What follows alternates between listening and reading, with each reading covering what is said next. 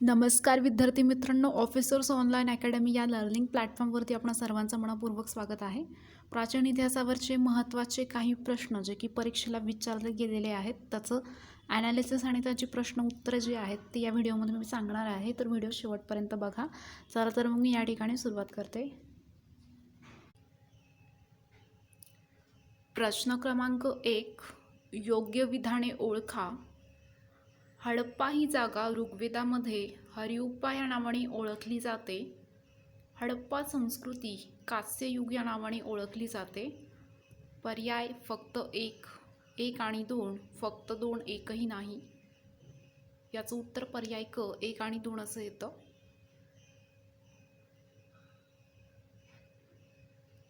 हडप्पा ही जी जागा आहे ती ऋग्वेदामध्ये हरिप्पा या नावाने ओळखली जाते आणि हडप्पा संस्कृती ही कांस्ययुग या नावाने ओळखली जाते.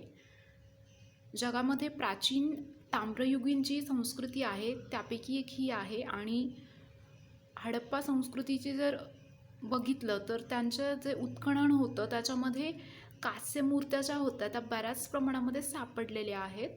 तसेच जे विविध प्रकारची भांडी आकाराची आहेत ती देखील त्याच्यामध्ये भेटलेली आहेत. आणि हडप्पा संस्कृतीचं जर वैशिष्ट्य बघितलं तर रस्ते जे आहेत ते एकमेकांना काटकोनात छेदतील असे आहेत आणि जे रस्त्यांची जी रचना आहे ती काटकोनामध्ये असल्यासारखीच त्या ठिकाणी आहे. आणि या संस्कृतीमध्ये फावडा आणि नांगर यांचा वापर झालेला नाही आहे असा पुरावा त्या ठिकाणी नाही आहे, सापडलेला नाही. तर हे लक्षात ठेवायचं की फावडा आणि नांगराचा वापर त्या ठिकाणी झालेला आढळला नाही आहे. आणि हडप्पा संस्कृतीमध्ये कांस्यमूर्त्या ज्या आहेत त्या ठिकाणी सापडलेल्या आहेत आणि भांडी जी आहेत काही आकारांची ती त्या ठिकाणी सापडलेली आहेत आणि त्यांचं वैशिष्ट्य असं एक आहे की रस्ते जे आहेत ते काटकोनामध्ये छेदलेले आहेत. प्रश्न पुढचा, प्रश्न क्रमांक 2, अयोग्य विधान ओळखा. रामायण हे महाकाव्य वेद व्यास यांनी रचलं. महाभारत हे महाकाव्य वाल्मिकी यांनी रचले. पर्याय आहेत फक्त एक आणि दोन, फक्त दोन आणि एकही नाही. याचं उत्तर फक्त 1 आणि 2 असं या ठिकाणी याचं उत्तर येतं. रामायण हे जे महाकाव्य आहे ते महाकाव्य हे वेद व्यास यांनी रचलंय आणि महाभारत हे महाकाव्य हे वाल्मिकी जे आहेत त्यांनी रचलेलं आहे.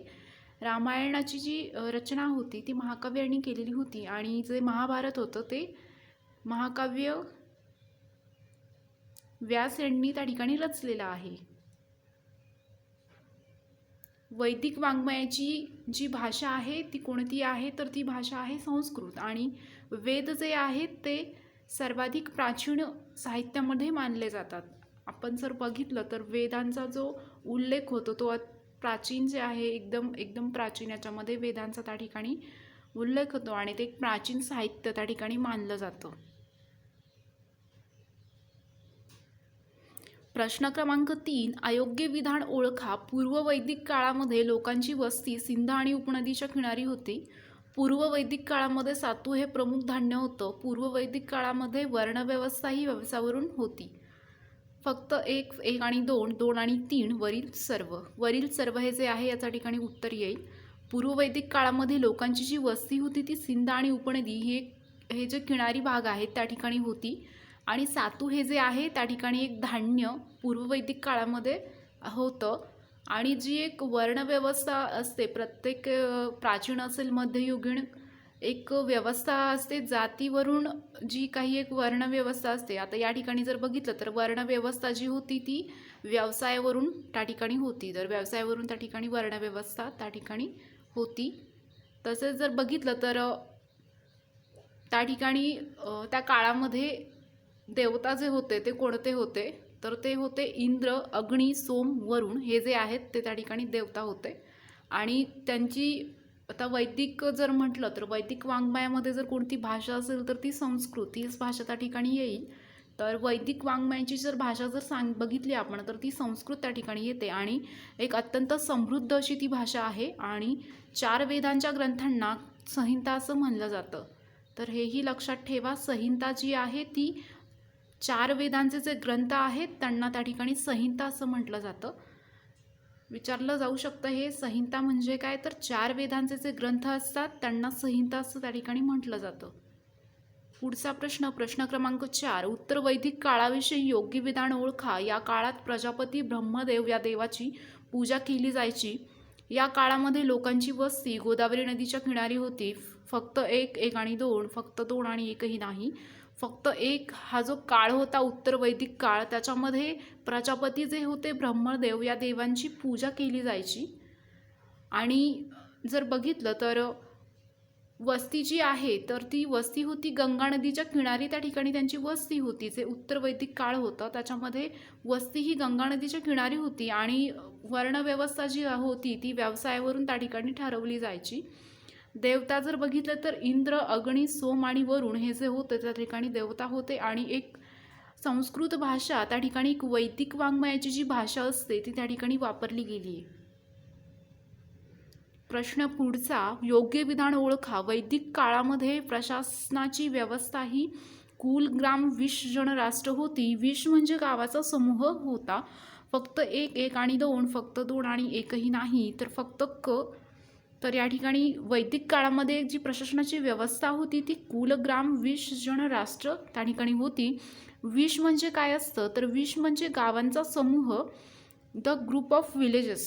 म्हणजे 20 जर म्हटलं तर ते काय आहे, तर असं एक नाव आहे की त्या नावाने तिथे संबोधलं गेलं आहे. गावांचा समूह एक 20 म्हणून त्या ठिकाणी ओळखला गेला आहे. आणि जर बघितलं तर 20 हा जो विषय आहे त्याच्यावरती देखरेख ठेवण्यासाठी जे गाव आहे, त्या गावांचा जो समूह आहे त्याच्यावरती लक्ष ठेवण्यासाठी, त्याची देखरेख करण्यासाठी एक विश्वपती, त्याची नेमणूक त्या ठिकाणी केली गेली होती. विश्वपती त्या ठिकाणी नेमण्यात आलेला होता. आणि जर बघितलं तर वैदिक काळामध्ये प्राण्यांचा देखील त्या ठिकाणी अवशेष होतं. आणि ते कोणते प्राणी होते आणि तिथे त्यांना कोणतं महत्त्व होतं, तर त्या प्राण्यामध्ये घोडा, गाय, बैल, कुत्रा हे जे प्राणी आहेत, घोडा, गाय, बैल, कुत्रा, तर हे जे प्राणी आहेत ते वैदिक काळामध्ये त्या ठिकाणी सापडलेले आहेत आणि त्यांचं अवशेष तिथे होतं. आणि त्याथे वस्त्र जी होती ती वैदिक काळामध्ये लोकरी आणि सुती हे जे वस्त्र आहेत त्या ठिकाणी लोक त्या ठिकाणी वापरत असत. तर हेही त्या ठिकाणी लक्षात ठेवा. म्हणजे जास्त इम्पॉर्टंट असं आहे की विश्वपती, 20 विषयावर देखरेख ठेवायचे. 20 म्हणजे काय, तर 20 म्हणजे गावांचा समूह. आणि जर बघितलं तर घोडा, गाय, बैल, कुत्रा हे जे प्राणी आहेत त्या ठिकाणी त्यांना तिथे विशेष महत्त्व होतं. प्राण्यांवरती देखील प्रश्न विचारला जातो, तर ते तुम्ही लक्षात ठेवा. पुढील प्रश्न, प्रश्न क्रमांक 6, वैदिक काळामध्ये खालीलपैकी कोणत्या वजनाचा वापर केला जात होता. कृष्ण, मान, शतमान. तर बघा पर्याय आहेत 1 आणि 2, 2 आणि 3, वरील सर्व. तर कृशल, मान, शतमान हे जे आहेत ही वजनं आहेत. आणि या वजनाचा वापर वैदिक काळ जो आहे त्याच्यामध्ये केला गेलेला आहे. वैदिक काळामध्ये कोणता प्रमुख व्यवसाय होता, तर बघितलं तर शेती हा जो आहे तो त्या ठिकाणी प्रमुख व्यवसाय होता. आणि त्या ठिकाणी वजनांचा वापर केला जायचा. आणि त्या वजनांना नावं होती कृशल, मान आणि शतमान. ही जी वजनं आहेत ती त्या ठिकाणी वापरली गेलेली आहेत. आणि घोडा, गाय, बैल, कुत्रा हे जे प्राणी आहेत त्या ठिकाणी त्यांना महत्त्व होतं.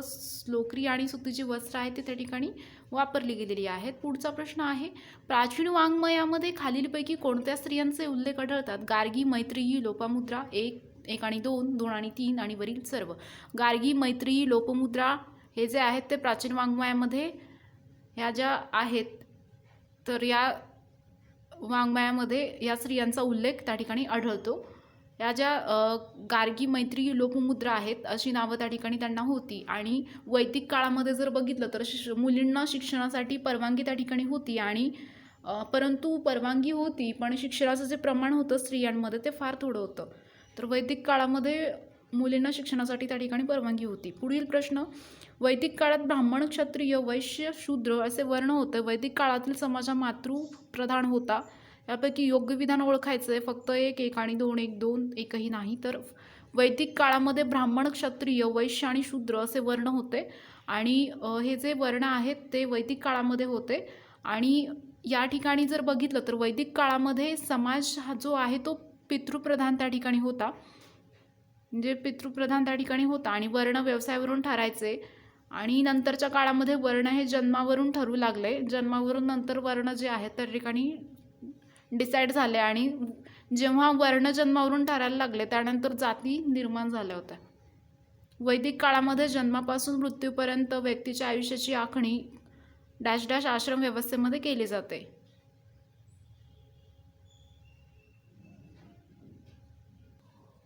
याचं उत्तर 4 असं या ठिकाणी येतं. वैदिक काळामध्ये जन्मापासून मृत्यूपर्यंत व्यक्तीच्या आयुष्याची जी आखणी असते ती 4 आश्रम जे आहेत त्या व्यवस्थेवरून त्या ठिकाणी केली जाते. ब्रह्मचार्य, ते 4 आश्रम कोणते आहेत?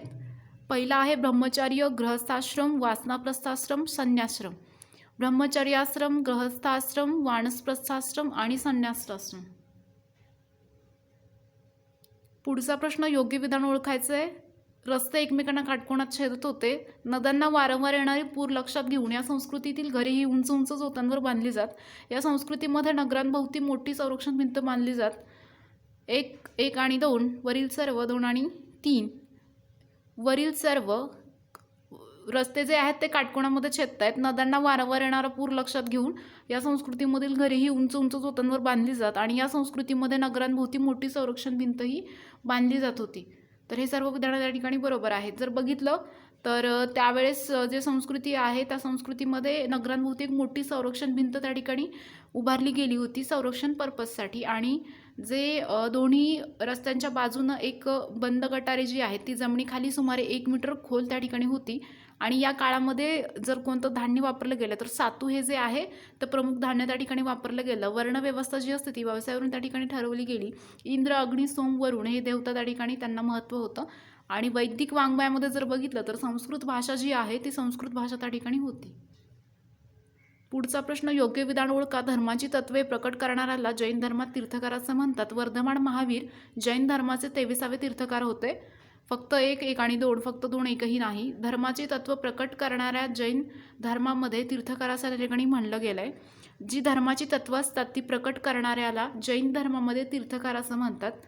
जैन धर्मात तीर्थकार हा एक धर्माची तत्वे जी असतात ती प्रकट करण्यासाठी असतो आणि त्यालाच तीर्थकार असं म्हणलं जातं.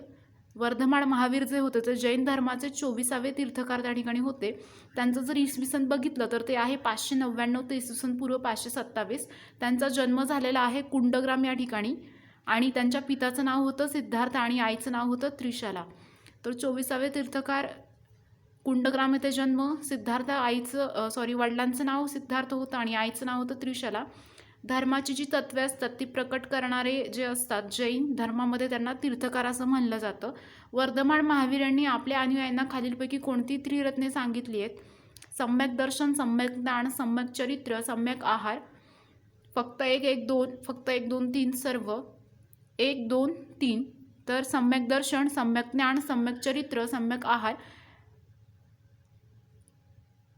या ठिकाणी जर बघितलं तर सम्यक दर्शन या ठिकाणी येईल. सम्यक ज्ञान, सम्यक चरित्र हे जे आहेत हे 3 त्या ठिकाणी येतात. वर्धमान महावीरांचा इसवी सन पूर्व कालावधी बघितला तर तो 599 ते इसवी सन 527 आहे.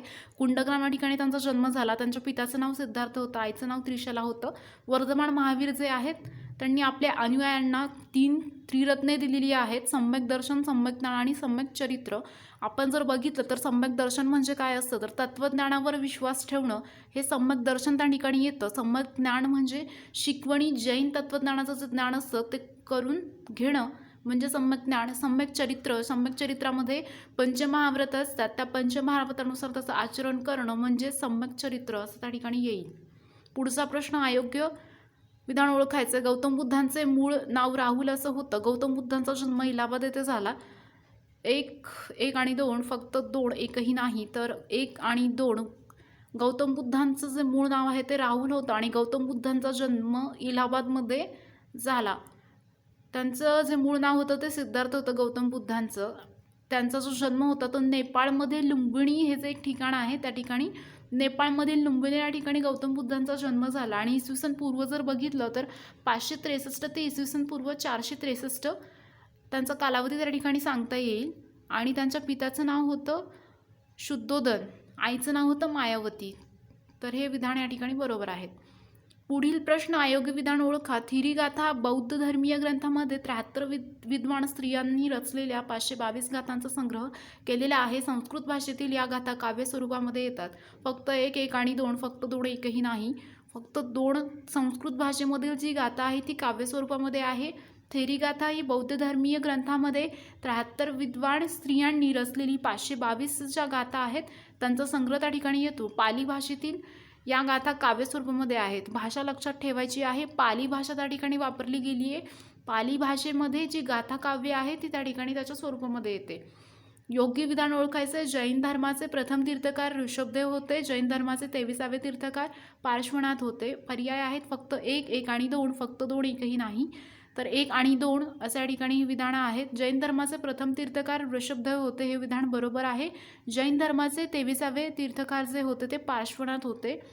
तर जर बघितलं तर जैन जे संस्थापक असतात तर त्यांना तीर्थकार असं म्हटलं जातं. तीर्थकर म्हणजे जैन संस्थापक. वर्धमान महावीर यांनी आपल्या अनुयायांना त्रिरत्ने दिलेली आहेत. तर ती त्रिरत्ने कोणते आहेत? सम्यक दर्शन, सम्यक ज्ञान, सम्यक चरित्र. सम्यक दर्शनमध्ये काय असतं की तत्वज्ञानावरती विश्वास ठेवायचा. सम्यक ज्ञानमध्ये शिकवणी आणि जैन तत्वज्ञान जे आहे ते ज्ञान त्यांचं त्या ठिकाणी करून द्यायचं आहे. सम्यक चरित्र म्हणजे पंचमहाव्रतानुसार त्याचं त्या ठिकाणी आचरण करायचं आहे. पुढचा प्रश्न बघूया. योग्य विधान ओळखा. वर्धमान महावीर यांच्या सभांना संवत्सरण म्हणत. संवत्सरण समतेवर आधारलेले असतात. तर याचं उत्तर येतं आहे वर्धमान महावीर सभांना संवत्सरण असं म्हणत. हे विधान बरोबर आहे. संवत्सरण समतेवर आधारलेले असतात, हे विधान पण त्या ठिकाणी बरोबर आहे. वर्धमान महावीर यांच्या ज्या सभा होत्या त्यांना संवत्सरण असं म्हणतात आणि संवत्सरण समतेवर त्या ठिकाणी आधारलेले असतात. त्यांना साल या वृक्षाखाली ज्ञान प्राप्त झालंय, हे विधान अत्यंत महत्त्वाचं आहे. वर्तमान महावीर जे आहेत त्यांना ज्ञानाची प्राप्ती, साल हा जो वृक्ष आहे त्या वृक्षाखाली त्यांना ज्ञानाची प्राप्ती झालेली आहे. वर्धमान महावीरांनी आपल्या अनुयायांना त्रिरत्ने सांगितली आहेत. सम्यक दर्शन, सम्यक ज्ञान आणि सम्यक चरित्र. तर हे पाठच करायचं आहे. सम्यक दर्शन, सम्यक ज्ञान, सम्यक चरित्र हे जे आहेत ते त्रिरत्न त्यांनी त्या ठिकाणी सांगितलेले आहेत. पुढचा प्रश्न. योग्य विधान ओळखायचं आहे. वर्धमान महावीर यांचा मृत्यू कुशीनगर येथे झाला. गौतम बुद्ध यांचा मृत्यू पावापुरी येथे झाला. फक्त 1, 1 आणि 2, फक्त 2 आणि एकही नाही. तर यापैकी एकही विधान या ठिकाणी बरोबर नाही आहे. तर बघा, त्यांचा जो मृत्यू आहे तो पावापुरी येथे झालेला नाही आहे. हे जे विधान आहे दुसरं, त्या विधानामध्ये बघितलं तर गौतम बुद्धांचा जो मृत्यू आहे तो कुशीनगर या ठिकाणी झालेला आहे, पावापुरी या ठिकाणी नाही. आणि पावापुरी हे जे आहे त्या ठिकाणी मृत्यू झालेला आहे वर्धमान महावीर यांचा, आणि हे त्या ठिकाणी लक्षात ठेवा. तर बघा, वर्धमान महावीर आणि आपण जर बघितलं तर गौतम बुद्ध जे आहेत ते या ठिकाणी त्यांचं जे नाव होतं ते राहुल गौतम बुद्धांचं नाव सिद्धार्थ असं होतं. तर हे लक्षात ठेवा. वर्धमान महावीर यांचा जो मृत्यू आहे तो पावापुरी येथे झालेला आहे आणि गौतम बुद्ध यांचा जो मृत्यू आहे तो कुशीनगर येथे झालेला आहे. तसंच बघितलं तर वर्धमान महावीर यांचं पहिले शिष्य जमाली होते. शिष्य लक्षात ठेवायचं आहे. पहिला जो शिष्य होता तो होता जमाली. सालवृक्षाखाली त्यांना ज्ञानाची प्राप्ती झाली आणि त्यांनी 3 त्रिरत्ने त्यांच्या अनुयायांसाठी सांगितलेली आहेत. प्रश्न पुढचा. योग्य विधान ओळखायचं. द्वितीय बौद्ध परिषद वैशाली येथे झाली. द्वितीय बौद्ध परिषदेच्या वेळेस शासक हा कनिष्क होता. तर हे 2 विधानं त्यांनी दिले आहे. त्याच्यातलं बरोबर विधान ओळखायचं आहे. फक्त 1, 1 आणि 2, फक्त 2, एकही नाही. तर फक्त 1 असं या ठिकाणी याचं उत्तर येतं. द्वितीय बौद्ध परिषद वैशाली या ठिकाणी झालेली आहे. जर बघितलं तर द्वितीय बौद्ध परिषद जी आहे ती वैशाली या ठिकाणी झाली आणि द्वितीय बौद्ध परिषदेच्या वेळेस शासक जो होता तो कालाशोक त्या ठिकाणी होता. चतुर्थ बौद्ध परिषद झाली काश्मीर या ठिकाणी. तर द्वितीय बौद्ध परिषद वैशालीमध्ये झाली. द्वितीय बौद्ध परिषदेच्या वेळेस शासक होता कालाशोक. चतुर्थ बौद्ध परिषद झाली काश्मीर येथे. चतुर्थ बौद्ध परिषदेच्या वेळेस शासक होता कनिष्क. तर या ठिकाणी बघा, व्यवस्थित लक्षात ठेवा की द्वितीय बौद्ध या ठिकाणी बौद्ध परिषदेच्या वेळेस शासक कनिष्क नव्हता, तर हा होता जेव्हा चतुर्थ बौद्ध परिषद झाली चौथी, तेव्हा बौद्ध परिषदेच्या वेळेस कनिष्क जो होता तो त्या ठिकाणी शासक होता. आणि द्वितीय बौद्ध परिषदेमध्येही वैशाली ते झाले. तर हे विधान बरोबर आहे, हे विधान या ठिकाणी चूक आहे. पुढचा प्रश्न. योग्य विधान ओळखायचं. गौतम बुद्ध यांच्या आईचं नाव यशोधरा होतं. गौतम बुद्ध यांच्या पत्नीचं नाव त्रावणी होतं. फक्त 1, 1 आणि 2, फक्त 2, एकही नाही. तर या प्रश्नाचं उत्तर आहे एकही. या ठिकाणी पर्यायमध्ये विधान जे आहे ते या ठिकाणी एकही विधान बरोबर नाही आहे. आपण जर बघितलं तर गौतम बुद्धांच्या आईचं नाव मायादेवी असं होतं आणि त्यांच्या पत्नीचं नाव त्रावणी असं नव्हतं, तर त्यांच्या पत्नीचं नाव यशोधरा होतं. तर ही दोन्ही विधानं जी आहेत त्या ठिकाणी चुकीची आहेत. आणि त्यांच्या मुलाचं नाव जे होतं गौतम बुद्धांच्या ते राहुल असं होतं. आणि गौतम बुद्धांचं मूळ नाव जर बघितलं तर ते सिद्धार्थ आहे. आणि त्यांचा जन्म गौतम बुद्धांचा नेपाळमधील लुंबिनी या ठिकाणी झालेला आहे. आणि त्यांचा जर इसवी सन काळखंड आपण बघितला तर तो 563 ते इसवी सन पूर्व 483 अशा ठिकाणी येतो. त्यांच्या पित्याचं नाव आहे शुद्धोधन. पुढचा प्रश्न, वर्धमान महावीरांना ऋतुपल्लिका नदीच्या काठी कोणत्या वृक्षाखाली ज्ञानप्राप्ती झाली आहे? पर्याय आहेत वड, साल, पिंपळ आणि आंबा. त्या प्रश्नाचं उत्तर सालच या ठिकाणी येईल. साल हा जो वृक्ष आहे त्याच्या खाली वर्धमान महावीरांना ऋतुपल्लिका नदीच्या काठी त्या ठिकाणी ज्ञानप्राप्ती झालेली आहे. वर्धमान महावीरांचा जो सभा होता त्यांना समवसरण असं त्या ठिकाणी म्हटलं गेलं आहे. समवसरण समतेवर आधारित असतं. आणि आपण जर बघितलं तर जे सालवृक्ष आहे त्या ठिकाणी त्यांना ज्ञानप्राप्ती झाली. वर्धमान महावीरांनी त्यांचे जे अनुयायी आहेत त्यांना त्रिरत्ने सांगितली आहेत, सम्यक दर्शन, सम्यक ज्ञान आणि सम्यक चरित्र. सम्यक दर्शन जर बघितलं तर त्याच्यामध्ये काय येतं तर तत्त्वज्ञानावर विश्वास ठेवणं, शिकवणी आणि जैन तत्त्वज्ञानाचं पालन करून घेणं हे सम्यक ज्ञानामध्ये समाविष्ट होतं. सम्यक चरित्रामध्ये येतं पंचमहाव्रतानुसार त्या ठिकाणी त्याचं आचरण करणं. इसवी सन पुढचा प्रश्न, योग्य विधान ओळखायचं. इसवी सन पूर्व 600 ते इसवी सन 332 हा महाजनपदांचा कालखंड समजला जातो.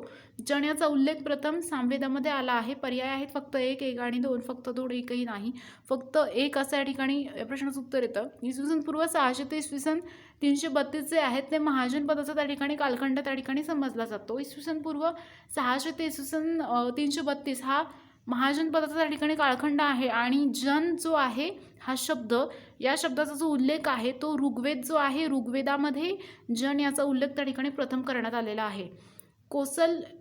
पुढचा प्रश्न, कोसल या महाजनपदाविषयी योग्य विधान ओळखा. कोसल म्हणजे सत्यांचा उत्तर प्रदेशाचा भाग होय. गौतम बुद्धाने बराच काळ कोसल याची राजधानी त्रावसी ते वास्तव्यास केले आहे. पर्याय आहेत फक्त एक, एक आणि दोन, फक्त दोन आणि एकही नाही. तर या प्रश्नाचं उत्तर क असं या ठिकाणी येईल. कोसल म्हणजे सत्यांचा उत्तर प्रदेशाचा भाग होय. गौतम बुद्धानं बराच काळ कोसल यांची राजधानी त्रावस्ती येथे वास्तव केलेले आहे. तर ही दोन्ही विधाने या ठिकाणी बरोबर येतात. कोसलमध्ये सध्याचा जो उत्तर प्रदेशचा भाग आहे त्या ठिकाणी समाविष्ट होतो. आणि गौतम बुद्धाने बराच काळ कोसल हे जे आहे त्याची जी राजधानी आहे तेथे श्रावस्ती या ठिकाणी तिथे वास्तव केलेला आहे. जर बघितलं आपण तर अयोध्या, साकेत आणि सावस्त्री ही जी आहे ती त्या ठिकाणी मोठी व्यापाराची ठिकाणं कोसल राज्यामध्ये होती. आणि जे उत्तर भारतामधील प्रसिद्ध जिल्हे आहेत, सध्याची राजधानी आहे, जगातील प्रसिद्ध अयोध्या हे शहर आहे. तर त्याची जी राजधानी आहे ती जगातील प्रसिद्ध अयोध्या हे शहर आहे. उत्तर प्रदेशच्या फैजाबाद जिल्ह्यामध्ये गौंडा आणि बहराईच हे जे भाग आहेत त्या ठिकाणी त्याचा समावेश होतो. तर कुठले भाग आहेत ते बघा, गोंडा आणि बहराईच या ठिकाणी आहेत. त्या ठिकाणी नकाशामध्ये दाखवण्याचा थोडासा प्रयत्न केला आहे, तुम्हाला ते दिसत असेल तर तुम्ही बघू शकता. या ठिकाणी जो उत्तर प्रदेश भागामध्ये आहे, उत्तर प्रदेशाचा जो फैजाबाद, गोंडा आणि बहराईचा हा जो भाग आहे त्या ठिकाणी त्याचा समावेश तिथे होतो. तर हे लक्षात ठेवा. पुढचा प्रश्न बघूया. प्रश्न क्रमांक 23, अंग हे महाजनपद म्हणजे सध्याचा राजधानीचा परिसर आहे. पर्याय आहे उत्तर प्रदेश, बिहार, मद्रास आणि पंजाब. तर बिहार असं या ठिकाणी याचं उत्तर येईल. अंग हे जे आहे ते महाजनपद म्हणजे सध्याचा बिहारचा परिसर त्या ठिकाणी येतो. अंग हे जे आहे ते महाजनपद म्हणजे सध्याचा बिहारचा प्रदेश येतोय. विद्यमान भागलपूर, मोंगीर जिल्ह्यातील समावेश त्या ठिकाणी होईल. राजधानी जी आहे चंपा, ही चंपा व गंगा नद्याच्या संगमावर वसलेली आहे. जर राजधानी बघितली चंपा तर कुठे ती सध्या आहे, चंपा आणि गंगा नद्यांचा जो संगम आहे त्या ठिकाणी ती वसलेली आहे. बिंबिसारनं हे राज्य मगध साम्राज्यामध्ये विलीन केलेलं आहे. तर आता हे राज्य जर बघितलं तर बिंबिसारानं काय केलं की राज्य जे होतं ते मगध जे साम्राज्य आहे त्या ठिकाणी विलीन केलं होतं. पुढचा प्रश्न आहे प्रश्न क्रमांक 24, अयोग्य विधान ओळखा. चेदी हे राज्य आधुनिक बुंदेलखंडाच्या परिसरात होतं आणि या राज्याचा काही भाग नेपाळच्या प्रदेशामध्ये होता. पर्याय आहेत फक्त एक, एक आणि दोन, फक्त दोन, एकही नाही. तर याचं उत्तर एकही पर्यायामध्ये हे जे विधान आहेत दोन्ही विधानं चुकीची आहेत. चेदी हे जे राज्य आहे ते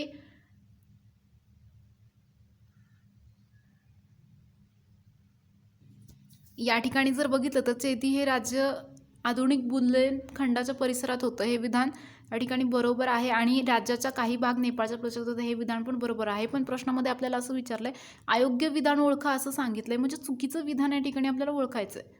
तर चुकीचं विधान जर म्हटलं तर या ठिकाणी हे दोन्ही विधान बरोबर आहेत, म्हणून या प्रश्नाचं उत्तर जे आहे ते एकही नाही असं या ठिकाणी येईल.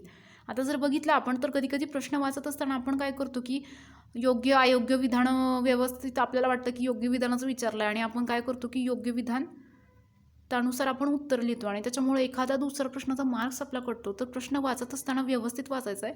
प्रश्न योग्य विधान ओळखा म्हणून सांगितलं की अयोग्य विधान ओळखा म्हणून सांगितलं आहे, बरोबर विधान सांगितलं की चुकीचं, ते व्यवस्थित इथं त्या ठिकाणी बघून घ्यायचं. अयोग्य म्हटलं की त्या ठिकाणी एक फुली मारून घ्यायची वाटल्यास चुकीची, आणि बरोबर असेल तर अशी राईटची फुली मारली तरी चालेल त्या ठिकाणी. त्याच्यामुळे तुमच्या प्रश्नाचे मार्क्स कटणार नाही. तर इथं अयोग्य विधान ओळखायला सांगितलं आहे. या प्रश्नाचं उत्तर म्हणून एकही पर्याय या ठिकाणी येणार नाही आहे. हे दोन्ही विधान या ठिकाणी बरोबर आहेत. पुढचा प्रश्न बघूया.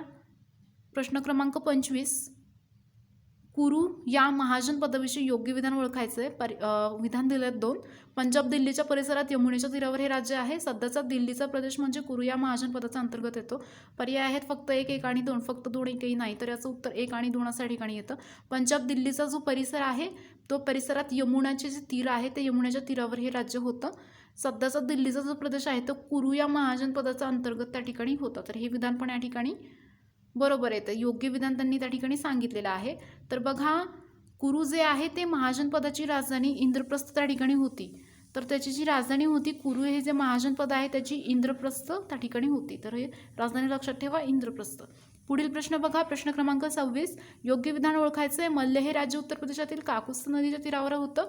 पावा हे या राज्यातील महत्त्वाचं शहर होतं. फक्त 1, 1ही नाही. फक्त 2. वरील सर्व. तर वरील सर्व जे आहेत ते विधान बरोबर आहेत. मल्ल हे जे राज्य आहे ते उत्तर प्रदेशातील काकुस्थ नदीच्या तीरावर त्या ठिकाणी होतं आणि पावा हे जे आहे ते राज्यातील महत्त्वाचं शहर त्या ठिकाणी होतं. आणि तसं जर बघितलं तर मल्ल जे आहे ते राज्य उत्तर प्रदेशमध्ये काकुस्थ जी नदी आहे त्या नदीच्या तीरावर तिथे आहे आणि एक महत्त्वाचं शहर पावा त्या ठिकाणी त्या राज्यातलं होतं. आणि तसंच बघा, पावा हे जे आहे जे एक असं ठिकाण आहे की तिथे महावीर जे आहेत, वर्धमान महावीर यांचा मृत्यू त्या ठिकाणी झालेला आहे पावा या ठिकाणी.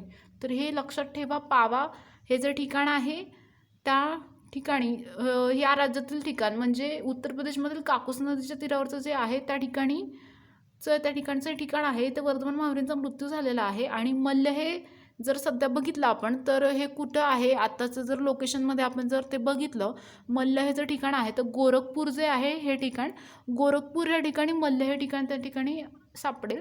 आणि कुशीनगर हे जे ठिकाण आहे तिथे बुद्ध जे होते आपले गौतम बुद्ध त्यांचा महापरिनिर्वाण त्या ठिकाणी झालेला आहे. तर बुद्धांचा महापरिनिर्वाण कुशीनगर या ठिकाणी. तर हे लक्षात ठेवा. हे प्रश्न विचारले जातात पेपरला. पुढचा प्रश्न बघू. प्रश्न क्रमांक 27. योग्य विधान ओळखायचं आहे. वर्धमान महावीर यांचा मृत्यू पावापूर येथे झाला. गौतम बुद्ध यांचा मृत्यू कुशीनगर येथे झाला. तर बघा, पर्याय आहेत फक्त 1, 1 आणि 2. फक्त 2 आणि 1ही नाही. तर पर्याय जो आहे, वर्धमान महावीर यांचा मृत्यू पावापुरी येथे झालेला आहे. गौतम बुद्ध यांचा मृत्यू कुशीनगर येथे झालेला आहे. तर ही दोन्ही विधानं या ठिकाणी बरोबर येत आहेत. आणि आपण जर बघितलं तर भगवान महावीर जे आहेत, भगवान महावीर हे जैन धर्माचे त्या ठिकाणी 24वे तीर्थकार त्या ठिकाणी होते. हे तुम्हाला लक्षात ठेवायचं आहे. आणि कुंडलपूर आणि प्रजासत्ताक राज्य त्या ठिकाणी वैशाली येथे हजारो वर्षापूर्वी कुंडलपूर प्रजासत्ताक राज्य हे वैशाली येथे झाला. वयाच्या 30व्या वर्षी महावीरांनी जगापासून निराश झाल्यावर आपला शाही वैभव त्या ठिकाणी सोडलेला आहे. महावीर जे होते वयाच्या 30व्या वर्षी त्यांनी सगळं काही त्यांचा जो शाही वैभव होता त्या ठिकाणी सोडून दिलेला आहे. त्यांनी सेवानिवृत्ती त्या ठिकाणी घेतली आणि एक आत्मकेंद्रीपणाची जे मार्ग आहे, एका आत्मकेंद्रीपणाच्या मार्गावर ते त्या ठिकाणी निघालेले आहेत. तर ही त्या ठिकाणी लक्षात ठेवा 30व्या वर्षी. पुढचा प्रश्न आहे. पुढचा प्रश्न क्रमांक 28. हेनसॉन हे आपल्या प्रवास वर्णनात खालीलपैकी कोणत्या महाजन पदाचं वर्णन केलं आहे? कंबोज, कुशीनगर, इंद्रप्रस्थ एकही नाही. कंबोज या ठिकाणी याचं उत्तर येतं. हेनसॉन जे आहे त्यांनी त्यांचं जे प्रवास वर्णन आहे त्याच्यामध्ये कंबोज हे जे आहे महाजनपद, त्या महाजनपदाचं त्या ठिकाणी वर्णन केलेलं आहे. आणि हेनसॉन जे आहे त्यांनी आपल्या प्रवास वर्णनामध्ये कंबोज याचं वर्णन केलं. आणि मल्ल जे आहे ते महाजनपदाची राजधानी कुशीनगर होती. मल्ल हे एक महाजनपद आहे आणि या महाजनपदाची जी राजधानी आहे ती कुशीनगर त्या ठिकाणी होती. तसंच बघितलं तर सध्या जर बघितलं तर मल्ल हे जे महाजनपद आहे, मल्ल हे जे महाजनपद आहे त्याची जी राजधानी आहे ती कुशीनगर होती. आणि हे शहर सध्या गोरखपूर जे हे ठिकाण आहे, गोरखपूर या ठिकाणी ते सध्या आहे. आणि कुशीनगर बुद्धांचा परिनिर्वाण त्या ठिकाणी झालेला आहे, तर हे लक्षात ठेवा. पुढचा प्रश्न बघूया. गांधार या महाजनपदाची राजधानी कोणती होती? त्रावस्ती, कौसंबी, तक्षशिला एकही नाही. तक्षशिला ही जी आहे ती गांधार हे जे महाजनपद आहे त्याची त्या ठिकाणी राजधानी होती. गांधार या महाजनपदाची राजधानी त्या ठिकाणी तक्षशिला होती आणि आधुनिक नाव हे पेशावर त्या ठिकाणी होतं त्याचं. कुशीनगर या ठिकाणी बुद्धांचा महापरिनिर्वाण झालेला आहे आणि मल्ल हे जे महाजनपद आहे त्याची राजधानी कुशीनगर त्या ठिकाणी होती, तर हे लक्षात ठेवा. पुढचा प्रश्न. मगध महाजनपदाविषयी अयोग्य विधान ओळखायचं आहे. यात विद्यमान पाटणा, गया जिल्ह्यांचा समावेश होत होता. याची राजधानी राजगृह ही होती. पर्याय आहेत फक्त 1, 1 आणि 2, फक्त 2 एकही नाही. तर प्रश्नाचं उत्तर 1 आणि 2 असं या ठिकाणी येतं. हे दोन्ही जी विधानं आहेत ती बरोबर आहेत. विद्यमान पटना सध्या व गया जिल्ह्यांचा समावेश होतोय. राजधानी राजगृह विद्यमान राजगीर त्या ठिकाणी होती आणि तसंच जर आपण बघितलं तर राजगृहाच्या सभेमध्ये सभोवार पर्वत आहे ते त्या ठिकाणी. राजगृहाचा सभोवार पर्वत असल्यामुळं त्याला गिरिव्रज असं पण त्या ठिकाणी म्हणलं गेलेलं आहे. ते नाव पडलं होतं तिथं. कशामुळं गिरिव्रज हे नाव पडलं तर राजगृह जो होता त्या राजगृहाच्या सभोवार पर्वत त्या ठिकाणी असल्या कारणानं गिरिव्रज असं नाव त्या ठिकाणी पडलं होतं. प्राचीन भारतातील एक महाजनपदापैकी मगध एक त्या ठिकाणी होतं आणि जे महाजनपद आहे महाजनपदापैकी मगध एक होता आणि आधुनिक पटना आणि गया जिल्ह्यांचा त्या ठिकाणी समावेश झालेला आहे आणि राजधानी जर बघितली तर ती आहे गिरिव्राज. तर गिरिवराज ही राजधानी आहे. विद्यमान राजगीर पाटलीपुत्र ती त्या ठिकाणी होती.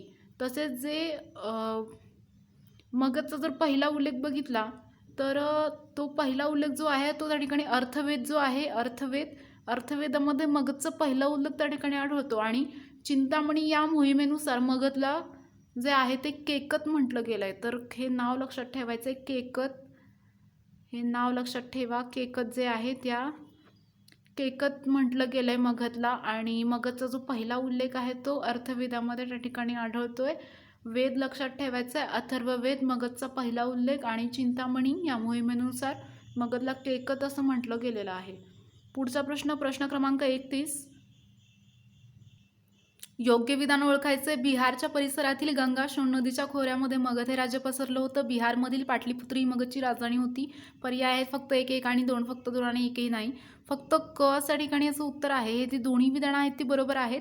बिहारचा जो परिसर आहे तिथे गंगा आणि सोन नदीच्या खोऱ्यामध्ये मगध हे जे आहे ते राज्य पसरलेलं होतं. तर कोणती नदी आहे ती गंगा आणि सोन नदीच्या खोऱ्यामध्ये मगध हे जे आहे ते राज्य पसरलेलं होतं. बिहारमधील पाटलीपुत्र ही या ठिकाणी मगधची राजधानी होती. तर बिहारमधील पाटलीपुत्र हे जे ठिकाण आहे तेथे मगधची जी राजधानी होती ती त्या ठिकाणी होती. तसंच जर बघितलं तर मगध त्या ठिकाणी होती आणि जर बघितलं तर बिहारमधील पाटलीपुत्र ते मगधची राजधानी आहे आणि आधुनिक नाव जर काय होतं तर ते होतं दक्षिण बिहार.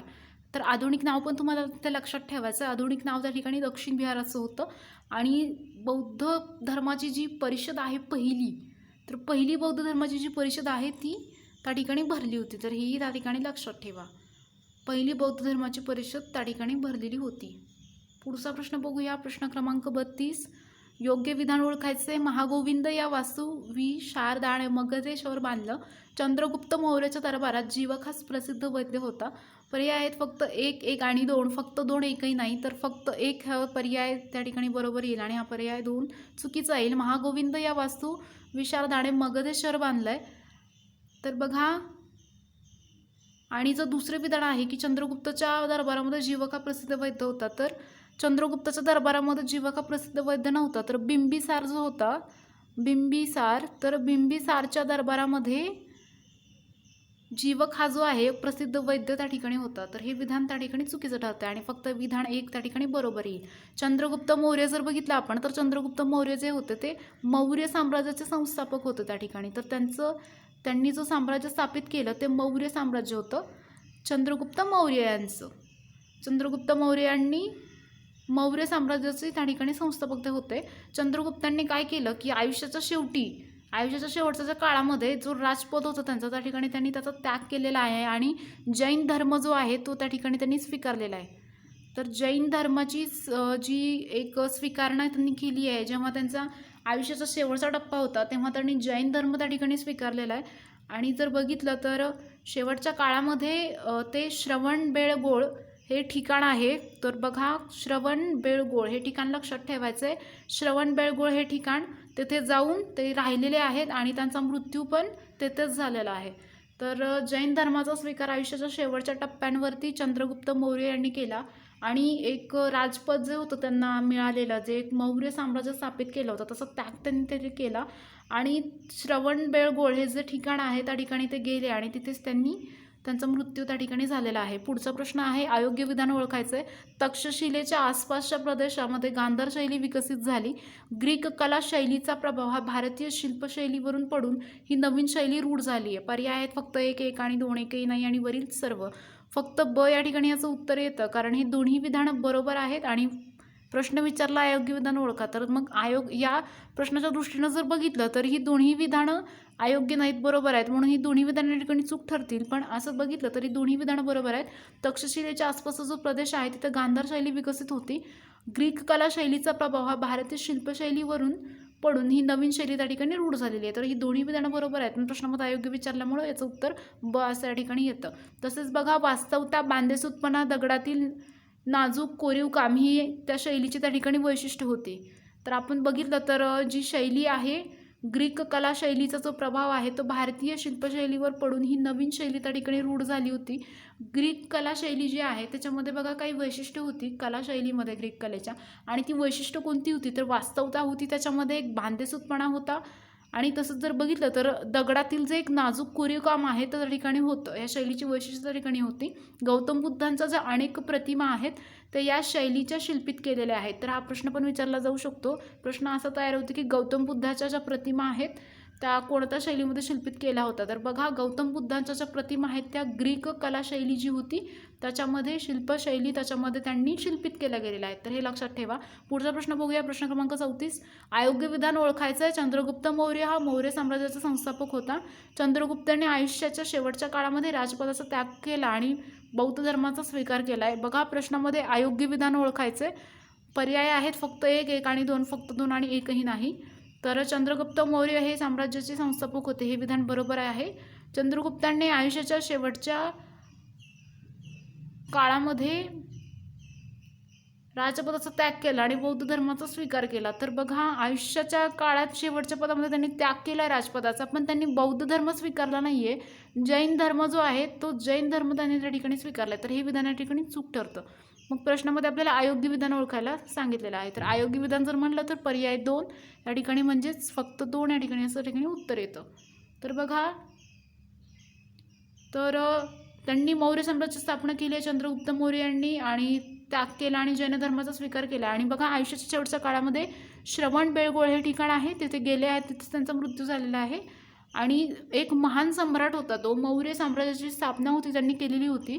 संपूर्ण भारत एका साम्राज्याखाली आणण्यामध्ये चंद्रगुप्त त्या ठिकाणी यशस्वी झाले. त्यांचं जे गोल होतं संपूर्ण जे एक भारत आहे एका साम्राज्याखाली आणण्याचं, तर ते त्या ठिकाणी त्यांनी यशस्वी केलं होतं. पुढचा प्रश्न बघूया. प्रश्न क्रमांक 35. सम्राट अशोकविषयी अयोग्य विधान ओळखत आणि कलिंग युद्धामध्ये झालेल्या भयंकर रक्तपात बघून यापुढे कधीही युद्ध न करण्याचा निर्णय घेतला. त्यांनी आपल्या मुलगा महेंद्र आणि मुलगी संघमित्रा यांना जैन धर्माचा प्रसार करण्यासाठी श्रीलंकेला पाठवलं. पर्याय बघा फक्त 1, 1, 2, फक्त 2, एकही नाही, तर फक्त 1 असं या ठिकाणी याचं उत्तर येतं. कलिंग युद्धामध्ये झालेला जो भयंकर रक्तपात होता त्याच्यामध्ये तो बघून त्यांनी युद्ध न करण्याचा त्या ठिकाणी एक निर्णय घेतला आहे आणि त्यांची जी मुलगी होती संघमित्रा आणि महेंद्र त्यांचा मुलगा यांना जैन धर्माचा प्रसार करण्यासाठी त्यांनी श्रीलंकेला पण त्या ठिकाणी पाठवलेलं आहे. तर हे दोन्ही विधान त्या ठिकाणी बरोबर येतात. बघा जगप्रसिद्ध आणि शक्तिशाली भारतीय मौर्य घराण्याचा एक महान सम्राट चंद्रगुप्त मौर्य होते. जगप्रसिद्ध आणि शक्तिशाली भारतीय मौर्य घराण्याचा महान सम्राट होता. सम्राट अशोकाचे पूर्ण नाव देवनाप्रिय अशोक मौर्य असं या ठिकाणी होतं.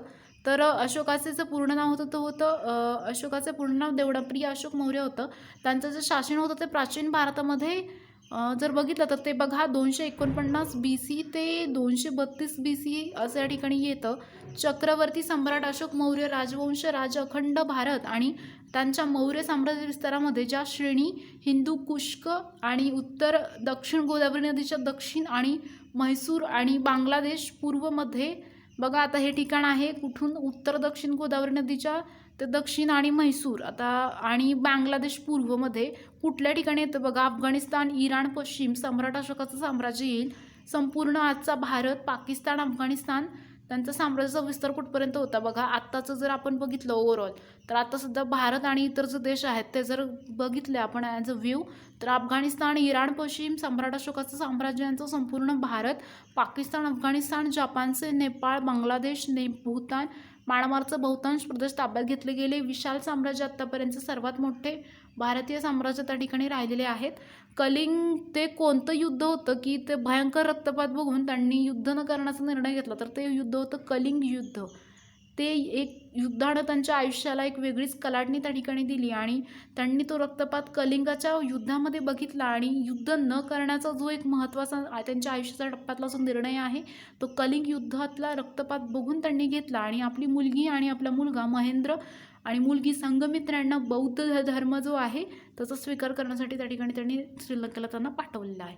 पुढचा प्रश्न बघा, प्रश्न क्रमांक 36. योग्य विधान ओळखायचे. अशोकाच्या काळामध्ये 14 शिलालेख सापडले आहेत. शहाबाजगडी, मानसेहरा या ठिकाणी सापडलेले शिलालेख खरोष्ट लिपीमध्ये आहेत. पर्याय आहेत फक्त 1, 1 आणि 2, फक्त 2 एकही नाही. तर या प्रश्नाचं उत्तर फक्त क असं येतं. अशोकच्या काळामध्ये 14 शिलालेख त्या ठिकाणी सापडलेले आहेत आणि शहाबाजी गडी आणि मानसेहरा या ठिकाणी सापडलेले शिलालेख खरोष्ट लिपीत आहेत. ही दोन्ही विधान या ठिकाणी बरोबर येत आहेत. जर आपण बघितलं तर सर्व जे आहेत ते कलिंगाचं युद्ध आहे त्याच्यामध्ये भयंकर रक्तपात झाला आणि तो कधीच युद्ध न करण्याचा जो निर्णय आहे तो त्या ठिकाणी अशोक जे आहेत साम्राज्य सम्राट अशोकांनी तसा निर्णय घेतला कलिंगाचं युद्ध बघून. आपला मुलगा आणि मुलगी यांना बौद्ध धर्मासाठी श्रीलंकेला पाठवलं आणि जे शिलालेख आहेत ते ब्राह्मण लिपीमध्ये सापडलेले आहेत. तर हे लक्षात ठेवायचं तुम्हाला. उरलेले जे शिलालेख आहेत शहाबाजगडी, मानसेहरा बघा हे शिलालेख लक्षात ठेवा. शहाबाजगडी आणि मानसेहरा हे शिलालेख जे आहेत ते खरोष्ट लिपीमध्ये आहेत आणि ते ब्राह्मी या लिपीमध्ये आहेत. तर हे तुम्हाला त्या ठिकाणी लक्षात ठेवायचं आहे.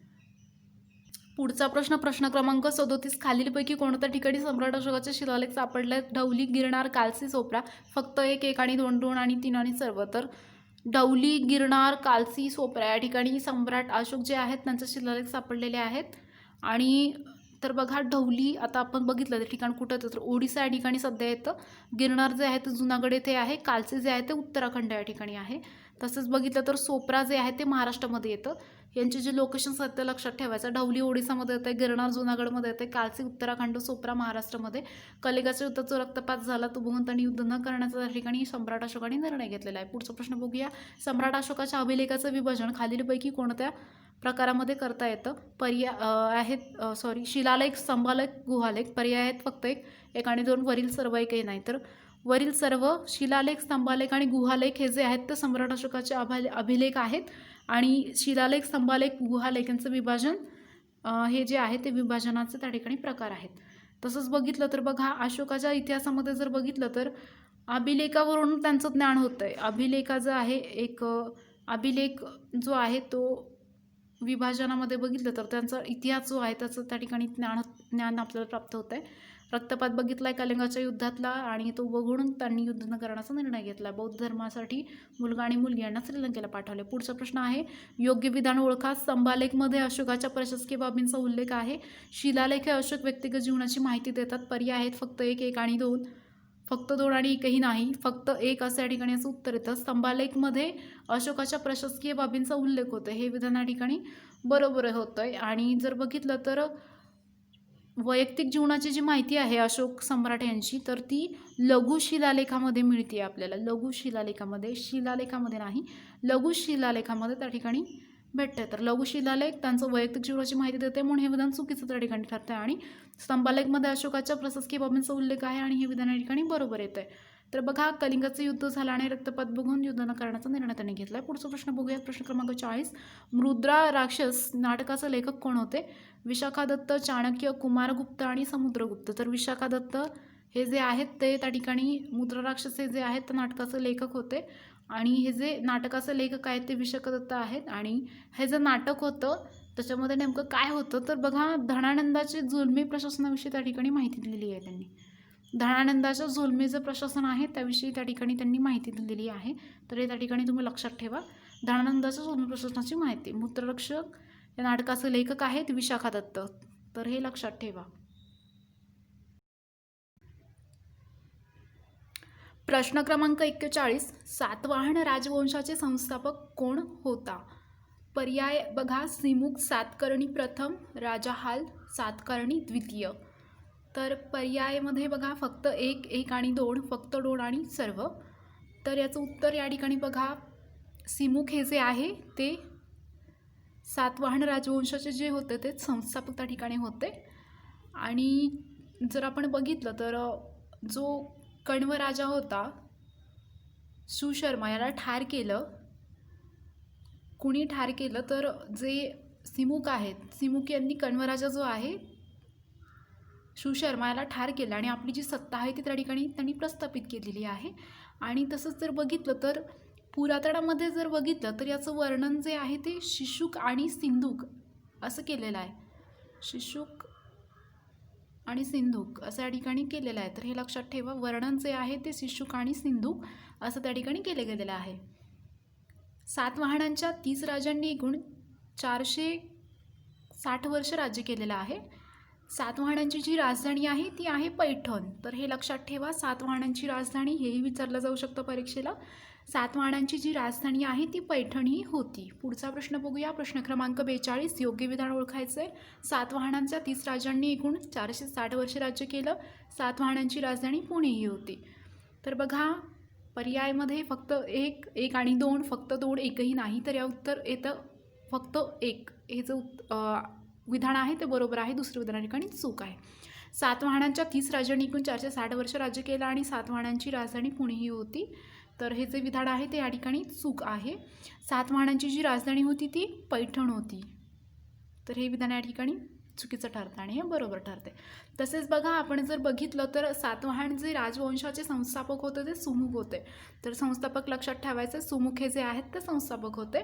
यांनी किण्व राजा सुशर्माला ठार केलं. त्यांनी काय केलं की जे राजा सुशर्मा होते किण्व, त्याला त्या ठिकाणी ठार केलं आणि आपली सत्ता जी आहे ती त्या ठिकाणी प्रस्थापित केलेली आहे. पुरातनात त्यांचं वर्णन शिशुक आणि सिंधुक असं केलं जातं. पुढचा प्रश्न बघूया, प्रश्न क्रमांक 43. खालीलपैकी कोणाचे वर्णन हे त्रिसमुद्र तोयनपितवाहन असं केलं जातं? तर बघा, शब्द लक्षात ठेवायचा आहे, त्रिसमुद्र तोयनपितवाहन असं त्या ठिकाणी शब्द आहे. बघितलं तर बघा, यदश्री सातकर्णी, गौतमपुत्र सातकर्णी, सातकर्णी प्रथम, पुलकेशी प्रथम. पर्याय जर बघितले तर फक्त एक, फक्त दोन, एकही नाही आणि वरील सर्व. तर बघा, पर्यायमध्ये एक यज्ञश्री सातकर्णी जे आहे त्या प्रश्नाचं उत्तर येतं आहे. असं वर्णन जे आहे यज्ञश्री सातकर्णी यांचं वर्णन हे त्रिसमुद्र तोयनपितवाहन असं केलं गेलेलं आहे. तर बघा, थोडक्यात आपण याचं विश्लेषण बघू. गौतमीपुत्री सातकर्णी याच्यामध्ये जे त्रिसमुद्र तोयनपितवाहन आहे ते काय असतं ते बघूया. घोडे 3 समुद्राचे पाणी प्यायले आहेत असा त्याचा अर्थ त्या ठिकाणी होतो. त्याला त्रिसमुद्र तोयनपितवाहन असं म्हणलं जातं. तर बघा, गौतमीचा मुलगा जो आहे तो श्री शतकर्णी हा जो होता त्यानं 7 वर्ष राजकारण करणारा एक सातवाहन घराण्याचा सर्वात मोठा असा त्या ठिकाणी तो ठरलेला आहे एक राज्यकर्ता. 7 वर्ष ज्यानं राजकारण करणारा सातवाहन घराण्याचा सर्वात मोठा राज्यकर्ता गौतमीचा मुलगा श्री शतकर्णी त्या ठिकाणी ठरलेला आहे. आणि त्याने केवळ आपल्या साम्राज्यावरील गमावलेली प्रतिष्ठाच नाही प्रतिष्ठा मिळवली नाही त्यानं, तर त्याचबरोबर त्यानं मिळवलं आहे एक विशाल साम्राज्य त्या ठिकाणी त्यांनी प्रस्थापित केलं. एक विशाल साम्राज्य त्यांनी त्या ठिकाणी प्रस्थापित केलेलं आहे. आणि बघा, जे गौतमीचे मुलगा होता तो त्यांच्या विजयाच्या काळामध्ये आम्हाला त्यांची आई गौतमी बालाश्री यांच्या नाशिक शिलालेखातून पूर्ण माहिती मिळते.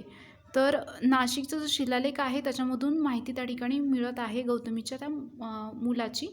तर हे लक्षात ठेवा. पुढचा प्रश्न बघूया, प्रश्न क्रमांक 44. योग्य विधान ओळखायचं आहे. सातवाहन काळातील शेवटचा घटक ग्राम होता. सातवाहन काळामध्ये उत्पादनाचा 1/10 भाग भूमिकर म्हणून शेतकरी राजाला देत असत. पर्याय बघा, फक्त एक, एक आणि दोन, फक्त दोन आणि एकही नाही. तर बघा, या प्रश्नाचं उत्तर काय येतं आहे. हे दोन्ही विधानं जी आहेत ती बरोबर आहे. त्या ठिकाणी सातवाहन काळातील शेवटचा घटक ग्राम आहे. सातवाहन काळातील उत्पादनाचा 1/10 भाग हा भूमिकर म्हणून शेतकरी राजाला त्या ठिकाणी देत आहेत. तसंच जर बघितलं तर बघा, तो जो काळ होता सातवाहन काळ, त्या सातवाहन काळामध्ये जे रंजक होते, अमात्य होते, सचिव होते, अशा मंत्र्यांची नेमणूक राजाच्या मदतीसाठी त्या ठिकाणी केली जायची. बघा, जे राजा होते त्यांच्या मदतीसाठी रज्जक असायचा, अमात्य, सचिव हे जे पदं आहेत मंत्र्यांची पदं असायची ती, आणि ती त्या ठिकाणी नेमणूक राजाच्या मदतीसाठी त्यांची केली जायची. आणि सातवाहन राजवंशाचा जो एक संस्थापक होते ते होते सिमुक. तर तुम्हाला हे लक्षात ठेवायचं आहे, सिमुक हे जे आहेत ते सातवाहन राजवंशाचे त्या ठिकाणीच राजवंश राहिलेले आहेत. यांनी कण्व राजाचा सुशर्मा याला त्या ठिकाणी ठार केलेलं आहे आणि आपली जी सत्ता आहे ती त्या ठिकाणी स्थापित केली आहे. त्यांनी कुणाला ठार मारलं होतं? कण्व राजा सुशर्मा. तर हे तुम्हाला लक्षात ठेवायचं आहे. पुराणामध्ये त्याचं वर्णन शिशुक आणि सिंधुक असं केलं गेलेलं आहे. तर शिशुक किंवा सिंधुक हा जो शब्द आहे त्या ठिकाणी तुम्हाला तिथे लक्षात ठेवायचा आहे. पुरातनात त्याचं जे वर्णन आहे ते शिशुक किंवा सिंधुक असं त्या ठिकाणी केलेलं आहे.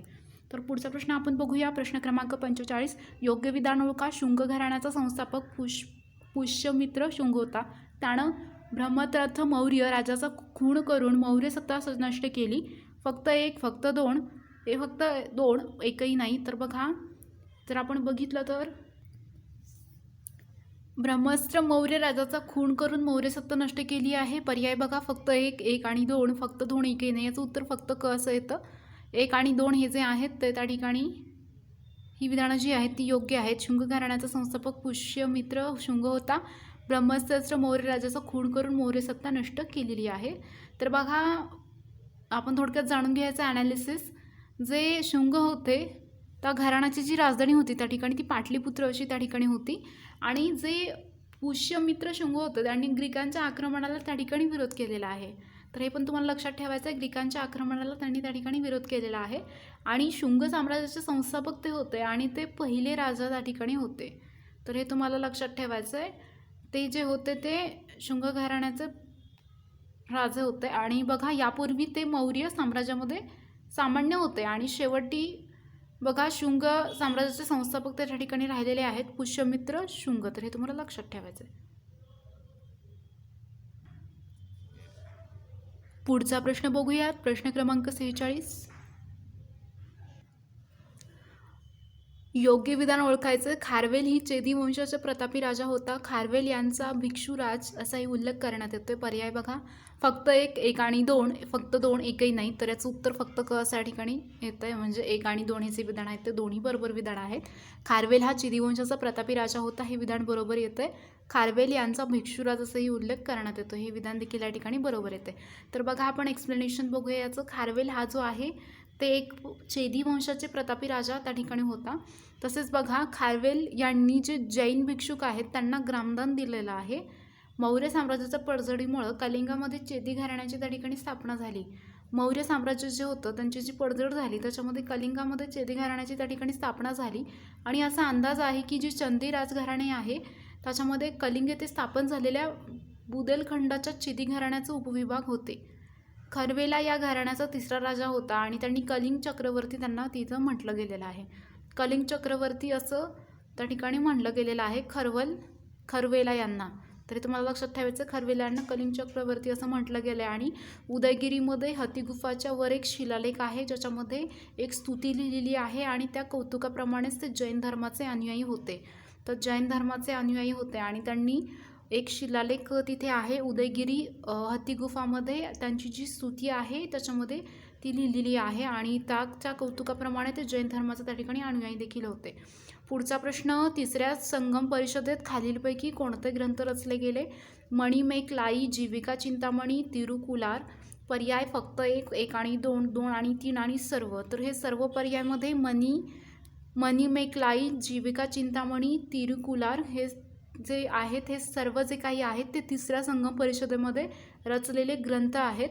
आणि हे जे ग्रंथ आहेत मणिमेकलाई, जीविका चिंतामणी, तिरुकुलार हे तिसऱ्या संगम परिषदेमध्ये आहेत. तर हे तुम्हाला लक्षात ठेवायचं आहे, मणिमेकलाई, जीविका चिंतामणी, तिरुकुलार.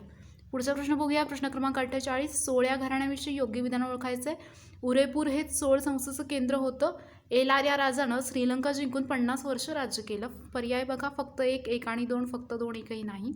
तर जर बघितलं तर पर्यायामध्ये जर बघितलं तर एक आणि दोन्ही विधानं बरोबर येतात. उदयपूर हे चोळ सत्तेचं केंद्र होतं. एलार या राजानं श्रीलंका जिंकून 50 वर्ष त्या ठिकाणी राज्य केलेलं आहे आणि त्यांनी स्वतःचं नाव दोन होते.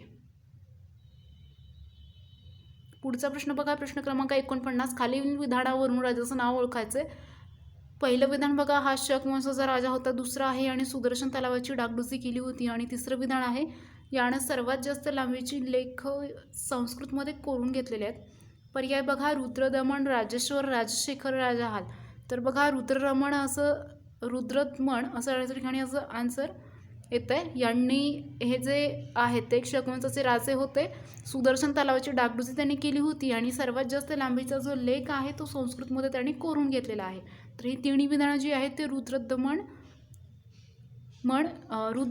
हे जे आहेत त्यांच्याशी रिलेटेड आहेत. तर तुम्हाला लक्षात ठेवायचं आहे.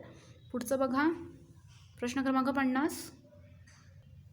गाथा सप्तशती या काव्यसंग्रहाची रचना खालीलपैकी कोणी केली होती? सिमुख, सातकर्णी द्वितीय, राजाहाल, सातकर्णी प्रथम. तर या प्रश्नाचं उत्तर राजाहाल असं ठिकाणी येतं आहे. गाथा सप्तशती जी काव्यसंग्रह आहे तर त्याची जी रचना आहे ती राजाहाल यांनी त्या ठिकाणी केलेली आहे. तर हे तुम्हाला लक्षात ठेवायचं आहे. पुढचा प्रश्न बघा प्रश्न क्रमांक 51. योग्य विधान ओळखायचं आहे. वाकाटक घराण्याची राजधानी विदर्भ होती. वाकाटक घराण्यातील प्रथम प्रवरसेन हा या घराण्यातील सर्वात बलशाली राजा होता.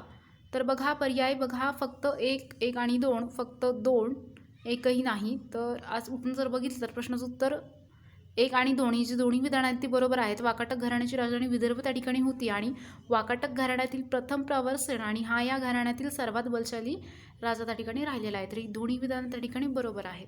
तर हे लक्षात ठेवा. पुढचा प्रश्न बघण्या अगोदर थोडक्यात आपण जाणून घेऊया नेमकं याचं ॲनालिसिस काय आहे. विंध्यशक्तीच्या मृत्यूनंतर त्यांचा जो पुत्र होता प्रवरसेन यानं इसवी सन 270 ते इसवी सन 330 पर्यंत 60 वर्ष त्या ठिकाणी राज्य केलं. जेव्हा विंध्यशक्तीचा मृत्यू झाला तेव्हा त्यांचे पुत्र होते प्रवरसेन आणि इसवी सन 270 ते इसवी सन 370 पर्यंत 60 वर्ष त्या ठिकाणी राज्य केलं आहे. रुद्रदेव आणि वाकाटक महाराजा पहिले रुद्रसेन या त्या ठिकाणी समान व्यक्ती होते. पृथ्वीनं दुसरा जो वाकाटक घराण्याचा मुख्य शाखेचा शेवटचा शासक त्या ठिकाणी ते बनलेला आहे. त्याला वाकट राजवंशाचे हरवलेल्या देवाचा निर्माता असं म्हणलं गेलेलं आहे. तर बघा वाकाट राजवंशाच्या हरवलेल्या देवाचा निर्माता असं त्यांना म्हणलं गेलेलं आहे. पृथ्वीसेन 2 यांनी पद्मपूर येथे आपली राजधानी त्या ठिकाणी बनवलेली आहे. तर तुम्हाला राजधानी लक्षात ठेवायचं. पृथ्वीसेन 2 यांनी पद्मपूर येथे राजधानी त्या ठिकाणी बनवलेली आहे. पुढचा प्रश्न बघूया प्रश्न क्रमांक 52. योग्य विधान ओळखायचे. प्रवरसेन द्वितीय यानं सेतुबंध ही काव्यरचना केली होती. प्रसिद्ध कवी कालिदास त्यांच्या दरबारी काही काळ वास्तवास होता. पर्याय फक्त 1, 1, 2, 1, फक्त 2, एकही नाही. तर याचं उत्तर फक्त 1 आणि 2 ही दोन्ही विधान ठिकाणी बरोबर येतात. प्रवरसेन द्वितीय आणि सेतुबंध ही जी काव्यरचना त्यांनी केलेली आहे प्रसिद्ध कवी कालिदास त्यांच्या दरबारी काही काळ त्या ठिकाणी वास्तवास देखील होते. तर बघा कवी कालिदास जे होते त्यांनी मेघदूतची रचना त्या ठिकाणी केलेली आहे. कालिदास एक गुप्तकालीन सर्वश्रेष्ठ कवी होते. कालिदास एक कवी होते याच्यावरती पण प्रश्न विचारला जाऊ शकतो. कालिदास जे आहेत ते कवी आहेत आणि त्यांनी भारताचे शेक्सपियर ही जी उपमा आहे भारताचं शेक्सपियरची तर ती कालिदास यांना दिली गेलेली आहे.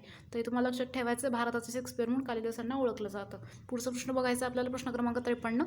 योग्य विधान ओळखायचं. सर्वसेना राजानं हरिविजय हे महाकाव्य रचलंय. प्रवरसेन दुसऱ्यानं सेतबंधू हे महाकाव्य त्या ठिकाणी रचले. पर्याय बघा फक्त 1, फक्त 2, एकही नाही आणि वरील सर्व. तर वरील सर्व हे जे पर्याय आहे त्या ठिकाणी बरोबर येतात. सर्वसेना राजानं हरिविजय हे जे महाकाव्य आहे ते रचलेलं आहे आणि प्रवरसेन दुसरा यांनी सेतुबंध हे महाकाव्य त्या ठिकाणी रचलेले. हे दोन्ही विधान त्या ठिकाणी बरोबर आहेत आणि ही जी महाकाव्य आहेत त्याच्यासाठी जी भाषा वापरलेली आहे ती आहे प्राकृत भाषा. तर हे लक्षात ठेवायचं. प्राकृत भाषा जी आहे ती त्या ठिकाणी वापरली गेलेली आहे. सर्वसेन जे आहे ते एक उत्तम कवी होते. तर हे तुम्हाला लक्षात ठेवायचं. एक उत्तम कवी होते. हरिविजन या प्राकृत वाक्याची रचना त्या ठिकाणी केलेली आहे. सर्वसेन हे जे होते त्यांनी हरिविजय हे एक प्राकृत काव्य आहे त्याची रचना त्या ठिकाणी त्यांनी केलेली आहे. तर हे तुम्हाला लक्षात ठेवायचं आहे. पुढचा प्रश्न बघा प्रश्न क्रमांक 54. योग्य विधान ओळखायचं आहे. चंद्रगुप्त प्रथम यानं गुप्त संवत सुरू केला आहे. चंद्रगुप्त प्रथम यांनी लिच्छवी कन्या कुमारदेवी हिच्याशी विवाह केला होता. पर्याय बघा फक्त 1, 1, 2, फक्त 2, एकही नाही. तर प्रश्नाचं उत्तर क असं येतं. 1 आणि 2 ही जी दोन्ही विधानं आहेत त्या ठिकाणी बरोबर येतात. चंद्रगुप्त प्रथम यानं गुप्त संवत हे सुरू केलेलं आहे. चंद्रगुप्त प्रथम यांनी लिच्छवी कन्या कुमारदेवी हिच्याशी विवाह त्या ठिकाणी केलेला आहे. तर बघा चंद्रगुप्त प्रथम यानं गुप्त संवत तर सुरू केलेलंच आहे. तसेच चंद्रगुप्त प्रथम या गुप्त सम्राटानं महाधिराज ही जी पदवी आहे ही पदवी सर्वात प्रथम धारण केलेली आहे. तर बघा चंद्रगुप्त प्रथम जे होतं त्यांनी महाधिराज ही जी पदवी आहे ती त्या ठिकाणी सर्वप्रथम धारण केलेली आहे. चंद्रगुप्त पहिला गुप्त घराण्याचा तिसरा पण पहिला स्वतंत्र आणि शक्तिशाली राजा त्या ठिकाणी होता.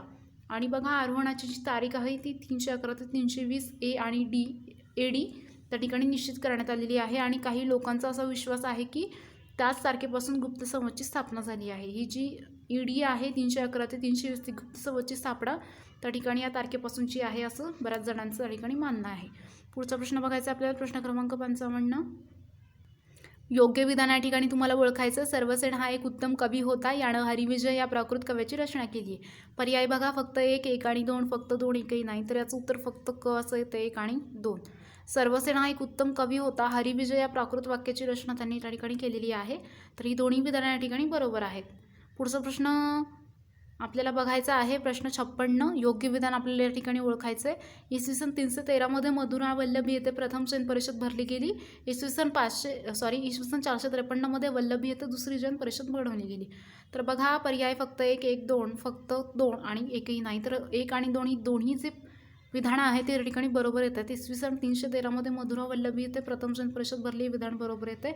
इसवी सन 453 वल्लभी येथे जैन परिषद भरली गेली, हे विधान देखील त्या ठिकाणी बरोबर येणार आहे. तर बघा, आपण जर बघितलं की दुसरी जी जैन परिषद आहे तिथं जैन धर्माची संहिता त्या ठिकाणी तयार करण्यात आली आहे. जैन धर्माची संहिता तिथे तयार करण्यात आली. धर्माची तत्त्वे प्रकट करणाऱ्याला जैन धर्मामध्ये तीर्थकार म्हणलं जातं. तीर्थकार हा एक शब्द जैन धर्मामध्ये आहे. तीर्थकार म्हणजे नेमकं काय असतं जैन धर्मामध्ये, तर धर्माची जी तत्त्वे आहेत ते प्रकट करण्यासाठी जैन धर्माला त्या ठिकाणी तीर्थकार म्हटलं गेलं आहे. वर्धमान महावीर जे आहेत तर जैन धर्माचं त्या ठिकाणी 24वे तीर्थकार आहेत. तुम्हाला हे लक्षात ठेवायचं आहे. 24वे तीर्थकार आहेत महावीर. वर्धमान महावीर हे जे आहेत तर जैन धर्माचं 24वे तीर्थकार त्या ठिकाणी आहेत.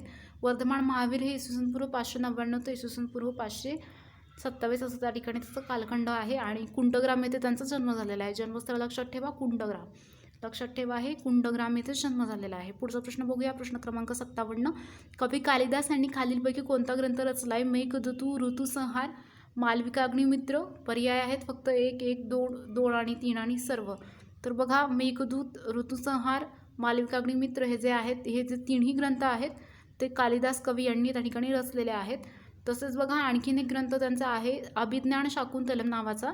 हा देखील त्यांनी स्वतः लिहिलेला आहे. तुम्हाला हे लक्षात ठेवायचं आहे, अभिज्ञान शाकुंतलम हा पण ग्रंथ जो आहे तो कवी कालिदासांनी लिहिलेला आहे. तसेच बघा, चंद्रगुप्त द्वितीय हे जे राजे होते, चंद्रगुप्त द्वितीय, त्यांच्या दरबारामध्ये ते कवी म्हणून सुद्धा होते. तर हे लक्षात ठेवा, दरबारी चंद्रगुप्त द्वितीय यांच्या दरबारी ते कवी म्हणून होते. तसेच बघा, प्रसिद्ध कवी कालिदास जे आहेत त्यांच्या दरबारी काही काळ ते त्या ठिकाणी वास्तवास बघा, कवी कालिदास जे आहेत त्यांनी मेघदूत याची रचना केलेली आहे. मेघदूत जे आहे त्याची रचना या ठिकाणी कवी कालिदास यांनी केलेली आहे. कालिदास हे गुप्तकालीन सर्वश्रेष्ठ कवी राहिलेले आहेत. भारताचं शेक्सपियर असं नामांकन त्यांना तेव्हा मिळालेलं आहे. तर हे तुम्हाला लक्षात ठेवायचं. पुढील प्रश्न बघूया, प्रश्न क्रमांक 58. योग्य विधान ओळखायचं. शूद्रक यांनी मुद्राराक्षाचं नाटक लिहिलं. विशाखा दत्त यांनी मृषककटिक हे नाटक लिहिलं. पर्याय बघा, फक्त 1 आणि 2, फक्त 2, दोन्ही नाही. तर बघा, ड असं या ठिकाणी ऑप्शन आहे की दोन्ही विधान या ठिकाणी चूक आहेत. शूद्रक यांनी मुद्राराक्षाचं नाटक लिहिलं आहे आणि विशाखा दत्त यांनी मृषककटिक हे नाटक लिहिलं. दोन्ही विधान त्या ठिकाणी चूक येत आहेत. आपण जर बघितलं तर बघा, पंचतंत्र विष्णू शर्मा यांनी लिहिलेलं आहे. महाभाष्यम जे आहे ते पतंजली यांनी लिहिलं आहे आणि अष्टध्यायी जे आहे ते पाणिनी यांनी लिहिलेलं आहे. तर आपण या विधानांमध्ये बघितलं तर मुद्राराक्षाचे जे नाटक आहे ते विशाखा दत्त यांनी त्या ठिकाणी लिहिलेलं आहे. विशाखा दत्त, तर हे तुम्हाला लक्षात ठेवायचं आहे. आणि शूद्रक जे आहे ते त्यांनी मृषककटिक हे जे नाटक आहे ते लिहिलेलं आहे. शूद्रकांनी मृच्छकटिक हे नाटक लिहिलेलं आहे आणि विशाखा दत्त जे आहेत त्यांनी मुद्राराक्षस हे नाटक त्या ठिकाणी लिहिलेलं आहे. तरी तुम्हाला लक्षात ठेवायचा. पुढचा प्रश्न बघूया, प्रश्न क्रमांक 59.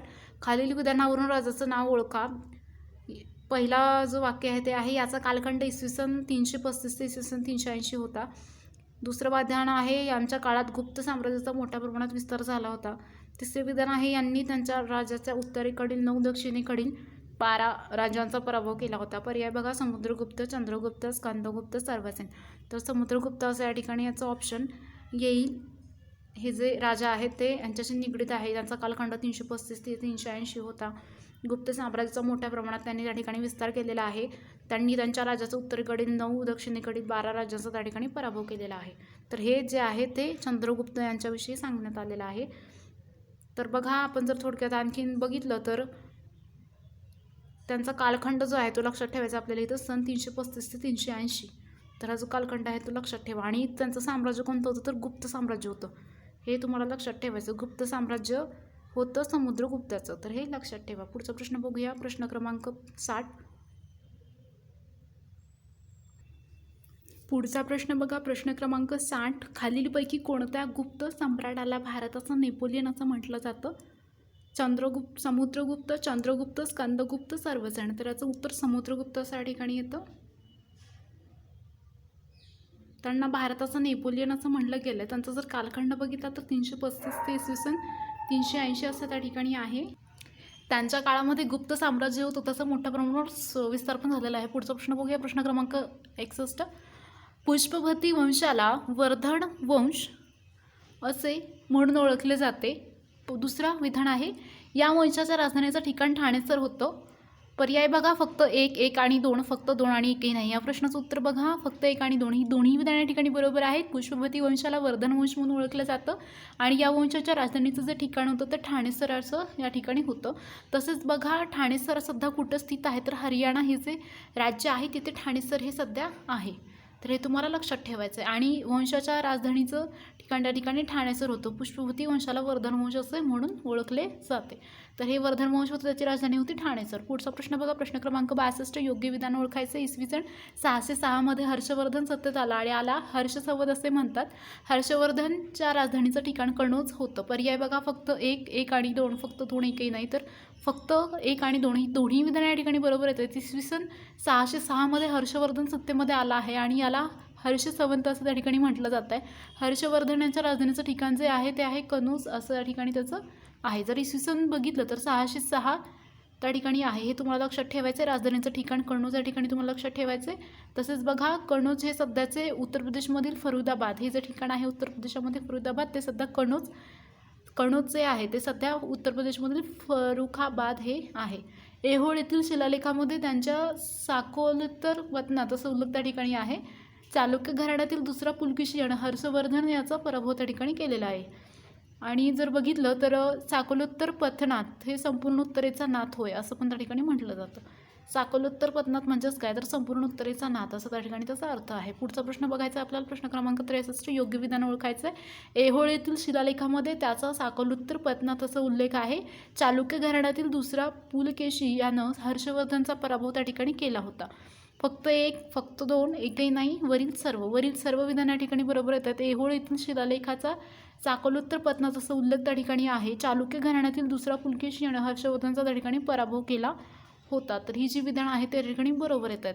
तर बघा, साकोलोत्तर पथनात म्हणजे संपूर्ण उत्तरेचा नाथ या ठिकाणी असं म्हणता येईल. इसवी सन जे आहे ते 606 मध्ये हर्षवर्धन सत्तेमध्ये आला होता आणि यालाच हर्षसंवत असं त्या ठिकाणी म्हटलं गेलं आहे. हर्षवर्धनच्या राजधानीचं ठिकाण कनौज असं आहे. कनौज हे सध्याचे उत्तर प्रदेशमधील फरुखाबाद जे आहे त्या ठिकाणी आहे. तर हे तुम्हाला लक्षात ठेवायचं. पुढचा प्रश्न बघा, प्रश्न क्रमांक 64. हर्षवर्धनच्या साम्राज्याविषयी योग्य विधान ओळखायचे. भुक्ती विषय पथक ग्रामाचे साम्राज्याचे विभाग होते. भुक्तीचा उपरीख हा अधिकारी होता. फक्त 1, 1 आणि 2, फक्त 2, 1ही नाही. तर बघा, 1 आणि 2 हे जे विधान आहेत तर दोन्ही बरोबर आहेत. भुक्ती विषय पथक ग्राम असे साम्राज्याचे विभाग होते आणि भुक्तीचा उपरीख हा ठिकाणी अधिकारी होता. तसेच बघा, विषय याचा अधिकारी हा विषयपती असतो. तर विषयाचा जो अधिकारी असतो तो विषयपती असतो, हे तुम्हाला लक्षात ठेवायचं आहे. भुक्तीचा उपरीख हा त्या ठिकाणी अधिकारी होता. तर ही तुम्ही लक्षात ठेवा. पुढचा प्रश्न बघूया, प्रश्न क्रमांक 65. योग्य विधान ओळखायचं. पल्लव घराणं हे उत्तर भारतातील एक शक्तिशाली घराणं होतं. पल्लव घराण्याची राजधानी ही कांचीपुरम होती. पर्याय बघा, फक्त 1, 1 आणि 2, फक्त 2, 1ही नाही. तर प्रश्नाचं उत्तर जे आहे ते फक्त उत्तर जे येतं ते ब येतं. 2 नंबरचं जे विधान आहे ते बरोबर आहे. पल्लव घराण्याची राजधानी कांचीपुरम होती. पल्लव घराणे हे दक्षिण भारतामध्ये होतं, उत्तर भारतामध्ये नाही. तर उत्तर नाही आहे तर दक्षिण असायला हवं. दक्षिण भारतातील होतं एक शक्तिशाली घराणं त्या ठिकाणी होतं. तर बघा, आणि पल्लव घराण्याची राजधानी कांचीपुरम अशी होती. तर हे लक्षात ठेवायचं आहे. राजधानी कांचीपुरम या ठिकाणी होती पल्लव घराण्याची. पुढचा प्रश्न बघा, प्रश्न क्रमांक 66. योग्य विधान ओळखायचं. सिंह विष्णूच्या दरबारात भारवी हा संस्कृत महाकवी होता.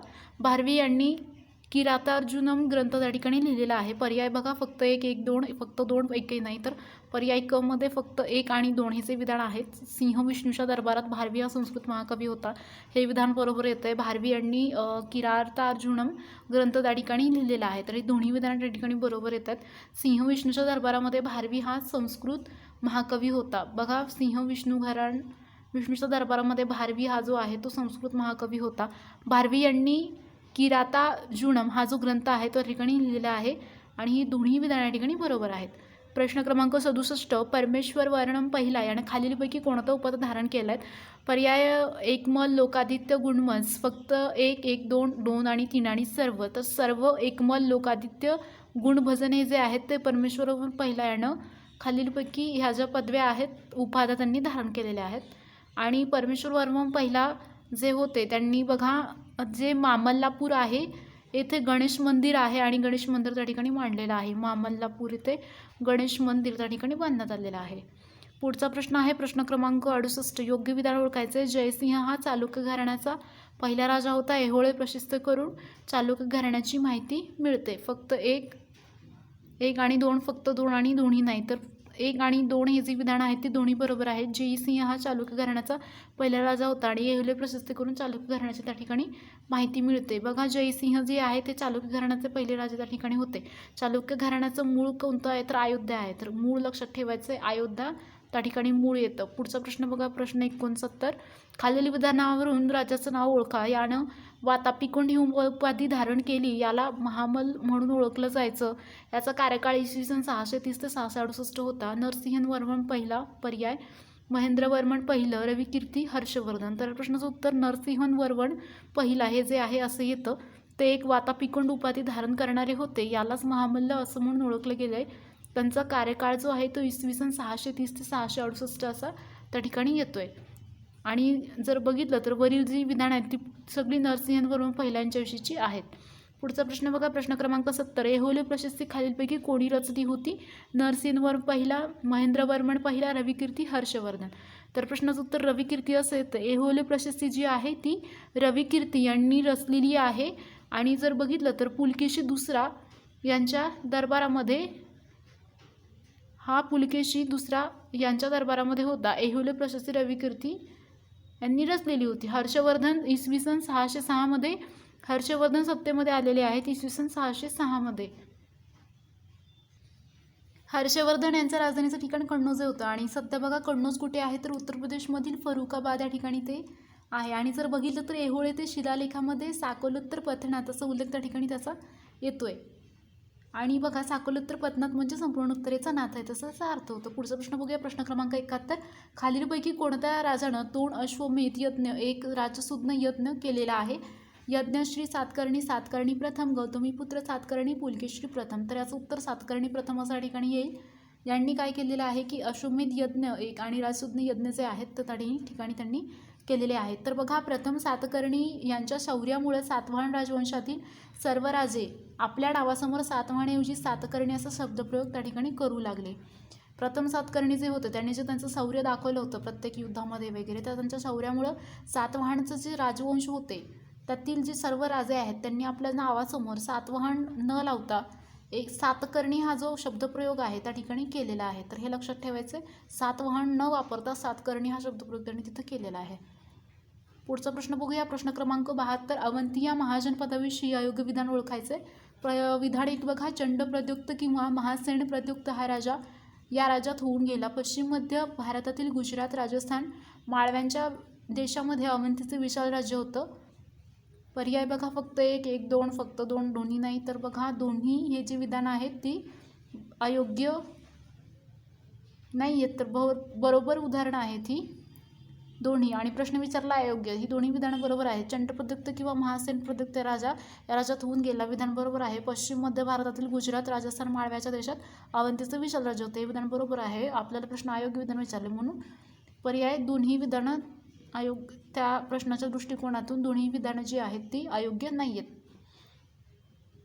तर बघा भासांच्या नाटकामधून आणि बौद्ध ग्रंथामधून आणि अवंती राज्याची विस्तृत माहिती या ठिकाणी आपल्याला मिळत आहे.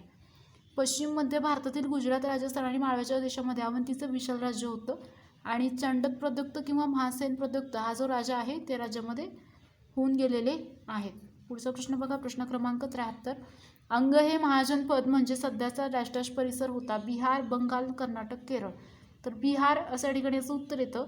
अंग हे महाजनपद आहे ते सध्या बिहार हे जे आहे राज्य त्याचा परिसर त्या ठिकाणी आहे. आणि यात विद्यमान भागलपूर, मोघीर जिल्ह्यातील समावेश या ठिकाणी होतो. विद्यमान भागलपूर आणि मोघीर जिल्हा जो आहे त्याचा समावेश तिथे होतो. आणि राजधानी जी आहे ती चंपा ही होती. तर हे लक्षात ठेवायचं आहे. अंग हे जे महाजनपद आहे त्याची जी राजधानी होती ती होती चंपा. तर हे लक्षात ठेवा, चंपा त्या ठिकाणी राजधानी होती. पुढचा बघा, चंपा आणि गंगा या नद्यांच्या संगमावरती वसलेली आहे. तर हे लक्षात ठेवायचं आहे, चंपा आणि गंगा नदीच्या संगमावरती वसली होती. पुढचा प्रश्न बघा, प्रश्न क्रमांक 74. योग्य विधान ओळखायचं. मोहम्मद गझनीनं 17 वेळा भारतावर आक्रमण केले. मोहम्मद गझनी यांचा उद्देश हा भारतावर सत्ता प्रस्थापित करणे हा होता. फक्त 1, 1, 2, फक्त 2, 1 हे नाही. तर बघा, फक्त 1 हे जे विधान आहे त्या ठिकाणी बरोबर येतं. मोहम्मद गझनीनं 17 वेळा भारतावर आक्रमण केलेलं आहे, हे त्याचं उत्तर येतं आहे. तर बघा, मोहम्मद गझनी जे होते त्यांचा उद्देश काय होता की भारतामध्ये जेवढी संपत्ती आहे त्याची लूट करायची, ती स्वतः काबीज करायची. आणि त्यांचा असा काही उद्देश नव्हता की त्यांना सत्ता प्रस्थापित करणं, हा त्यांचा काही उद्देश नव्हता. त्यांचा एकच उद्देश होता, जी संपत्ती आहे भारतामधली ती लुटणं, तो उद्देश होता. सत्ता प्रस्थापित करणे हा त्यांचा त्या ठिकाणी उद्देश नव्हता मोहम्मद गझनी यांचा. तसेच बघा, मोहम्मद गझनवी यांनी पूर्व अफगाणिस्तान असलेल्या गझनवी घराण्याचा एक महत्त्वाचा ते शासक होते, जे पूर्वीच्या इराणच्या भूमीत साम्राज्याच्या विस्तारासाठी परिचित होते आणि ते तुर्क वंशाचे होते. तर तुम्हाला लक्षात ठेवायचं आहे, मोहम्मद गझनीचा वंश काय आहे, तर त्यांचा वंश आहे तुर्क वंशाचे ते होते. तसेच त्यांचे जे समकालीन साजूक तुर्काप्रमाणे पूर्वेस सुन्नी इस्लामिक साम्राज्य स्थापित करण्यात ते यशस्वी झालेले आहेत. तर हे साम्राज्य पूर्वेस जे होतं सुन्नी इस्लामिक साम्राज्य, ते स्थापित करण्यात ते यशस्वी झालेले. त्यांनी जिंकलेल्या प्रांतामध्ये सध्याचे इराण, अफगाणिस्तान, मध्य आशिया, पाकिस्तान, वायव्य भारत याचा ठिकाणी समावेश होतोय. तर हे तुम्हाला लक्षात ठेवायचे मोहम्मद गझनी यांच्या बाबतीत. पुढचा प्रश्न बघूया, प्रश्न क्रमांक 75. वर्धमान महावीर यांना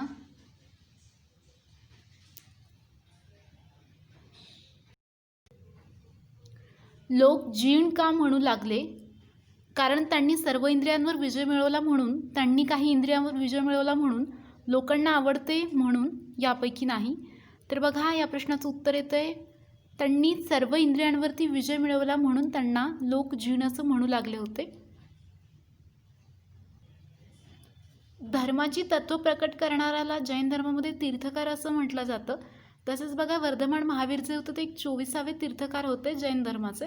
इसवी पूर्व बघितलं तर 599 ते इसवी पूर्व 527 त्यांचा जन्म कुंडग्राम या ठिकाणी झालेला आहे. तर हे लक्षात ठेवायचं, कुंडग्राम या ठिकाणी त्यांचा जन्म झाला आहे. त्यांच्या पिताचं नाव होतं सिद्धार्थ आणि आईचं नाव होतं त्रिशाला. पुढचा प्रश्न बघूया, प्रश्न क्रमांक 76. वर्धमान महावीर यांनी आपल्या अनुयायांना आचरणाचे जे नियम सांगितले त्यांना डॅश म्हणतात. त्रिरत्ने पंचमहाव्रते त्रिशरणम एकही नाही. तर याचं उत्तर येते पंचमहाव्रते असं. अहिंसा, सत्य, अस्तेय, अपरिग्रह आणि ब्रह्मचर्य हे जे नियम आहेत ते महावीरांनी आपल्या अनुयायांना सांगितलेले आहेत. धर्माची तत्त्वे प्रकट करणाऱ्याला जैन धर्मामध्ये तीर्थकर असं म्हटलं जातं. वर्धमान महावीर हे जैन धर्माचे 24वे तीर्थकार होते.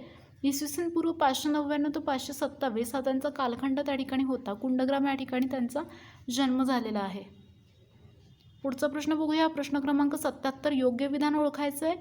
आधुनिक मनुष्य इओसीन कालखंडात जन्मास आला. दुसरे विधान आहे डायनोसॉर क्रिटेशियस कालावधीत नाहीसे झाले. पर्याय आहेत फक्त 1, 1 आणि 2, फक्त 2 आणि एकही नाही. फक्त 2 जर बघितलं तर डायनोसॉर क्रिटेशियस कालावधी आहे त्या ठिकाणी ते नाहीसे झालेले आहेत. अश्मयुगामध्ये अग्नीची उत्पत्ती ही दगडाद्वारे केली आणि याचं 3 कालखंड पडले. पुराणाश्मयुग, मध्याश्मयुग आणि नवाश्मयुग असे 3 कालखंड त्या ठिकाणी येतील. पुराणाश्मयुग, मध्याश्मयुग आणि नवाश्मयुग. तर बघा, या ठिकाणी बघितलं तर डायनोसॉर क्रिटेशियन कालावधीमध्ये ते नाहीसे झालेले आहेत. पुढचा प्रश्न बघा, प्रश्न क्रमांक 78. योग्य विधान ओळखायचं आहे. गौतम बुद्धांनी आपला उपदेश सर्वांपर्यंत पोहोचवावा म्हणून पाली या लोकभाषेचा वापर केला. बौद्ध संघामध्ये सर्व जातीतील लोकांना प्रवेश होता. पर्याय आहेत फक्त 1, 1, 2, 2 एकही नाही. तर फक्त क जे आहे 1 आणि 2. गौतम बुद्धांनी आपला उपदेश सर्वांपर्यंत पोहोचवावा म्हणून पाली या लोकभाषेचा वापर केला आहे. बौद्ध संघांमध्ये सर्व जातीतील लोकांना प्रवेश होता. हे दोन्ही विधान या ठिकाणी बरोबर येतात. तसंच जर बघितलं तर बघा, बौद्ध संघामध्ये सर्व ज्या जाती आहेत त्या सर्व जातींना त्या ठिकाणी प्रवेश दिला गेलेला होता. गौतम बुद्धांचं मूळ नाव सिद्धार्थ होतं आणि त्यांचा जो जन्म आहे तो नेपाळमधील लुंबिनी हे जे ठिकाण आहे तिथे झालेलं आहे. आणि त्यांचा जर कालखंड बघितला, जन्म इसवी पूर्व 563 ते इसवी पूर्व 483 हा जो आहे तो त्यांचा कालखंड येतो. त्यांच्या पित्याचं नाव आहे शुद्धोधन, आईचं नाव मायादेवी आहे. तर हे लक्षात ठेवा. पुढचा प्रश्न, प्रश्न क्रमांक 79. अष्टांग मार्गासोबत जे नियम पाळायचे त्याला काय म्हणतात? त्रिरत्ने, पंचमहाव्रते, पंचशील एकही नाही. तर पंचशील असं त्या ठिकाणी याचं उत्तर येतं. जे अष्टांग मार्गात नियम पाळले जातात त्यांना पंचशील असं म्हणलं जातं.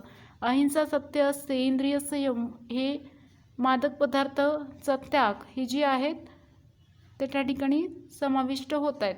अहिंसा, सत्य असते, इंद्रिय संयम आणि मादक पदार्थ, पंचशीलात हे जे आहेत ते समाविष्ट होते. गौतम बुद्धांचं मूळ नाव सिद्धार्थ आहे. जन्म नेपाळ लुंबिनी येथे झाला आहे.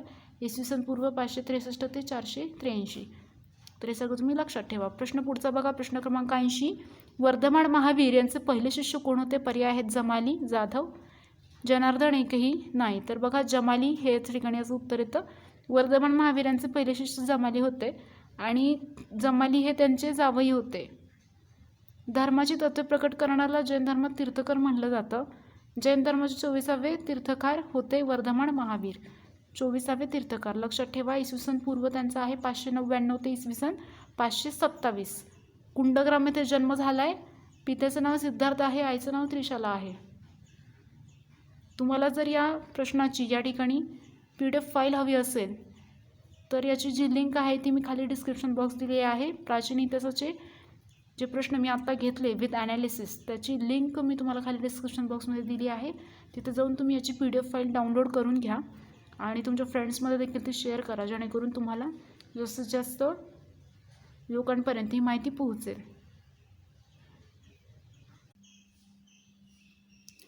आपणास जर या व्हिडिओची PDF फाईल हवी असेल तर आपण www.officersonlineacademy या वेबसाईटवरती जाऊन त्या ठिकाणी ती डाउनलोड करून घेऊ शकताय. तसेच इतर विषयांच्या ज्या काही नोट्स आहेत त्या देखील त्या वेबसाईटवरती अवेलेबल आहेत. तिथे जाऊन तुम्ही त्या डाउनलोड करून घेऊ शकताय. तसेच इतर सर्व स्पर्धा परीक्षा विषयांच्या ज्या काही व्हिडिओच्या प्लेलिस्ट आहेत त्या देखील त्या ठिकाणी बनवलेल्या आहेत. तर त्या वेबसाईटवरती जाऊन तुम्ही त्या विषयांच्या ज्या काही व्हिडिओच्या प्लेलिस्ट आहेत त्या ठिकाणी बघून घेऊ शकता. तसेच जे काही मागील सराव प्रश्नसंचाच्या पुढील आणि मागील भागाच्या PDF फाईल्स आहेत त्याच्या ज्या काही लिंक्स आहेत त्या खाली डिस्क्रिप्शन बॉक्समध्ये दिल्या गेलेल्या आहेत. तर त्या तिथून तुम्ही डाउनलोड करून घेऊ शकताय. आपणास हा व्हिडिओ कसा वाटला? जर तो तुम्हाला आवडला असेल तर नक्कीच त्याला लाईक करा, तुमच्या फ्रेंड्समध्ये त्याला शेअर करा आणि ऑफिसर्स ऑनलाईन अकॅडमी या चॅनलला सबस्क्राईब करा. तसेच नोटिफिकेशनसाठी बेल आयकॉनवरती क्लिक करा, जेणेकरून जेव्हा न्यू व्हिडिओज अपलोड केले जातील तसे नोटिफिकेशन्स तुम्हाला त्या ठिकाणी भेटतील. तुमच्या जर काही सूचना असतील तर तुम्ही मला कमेंट करू शकताय. व्हिडिओ शेवटपर्यंत बघितल्याबद्दल तुमचे खूप खूप धन्यवाद. Thanks for watching.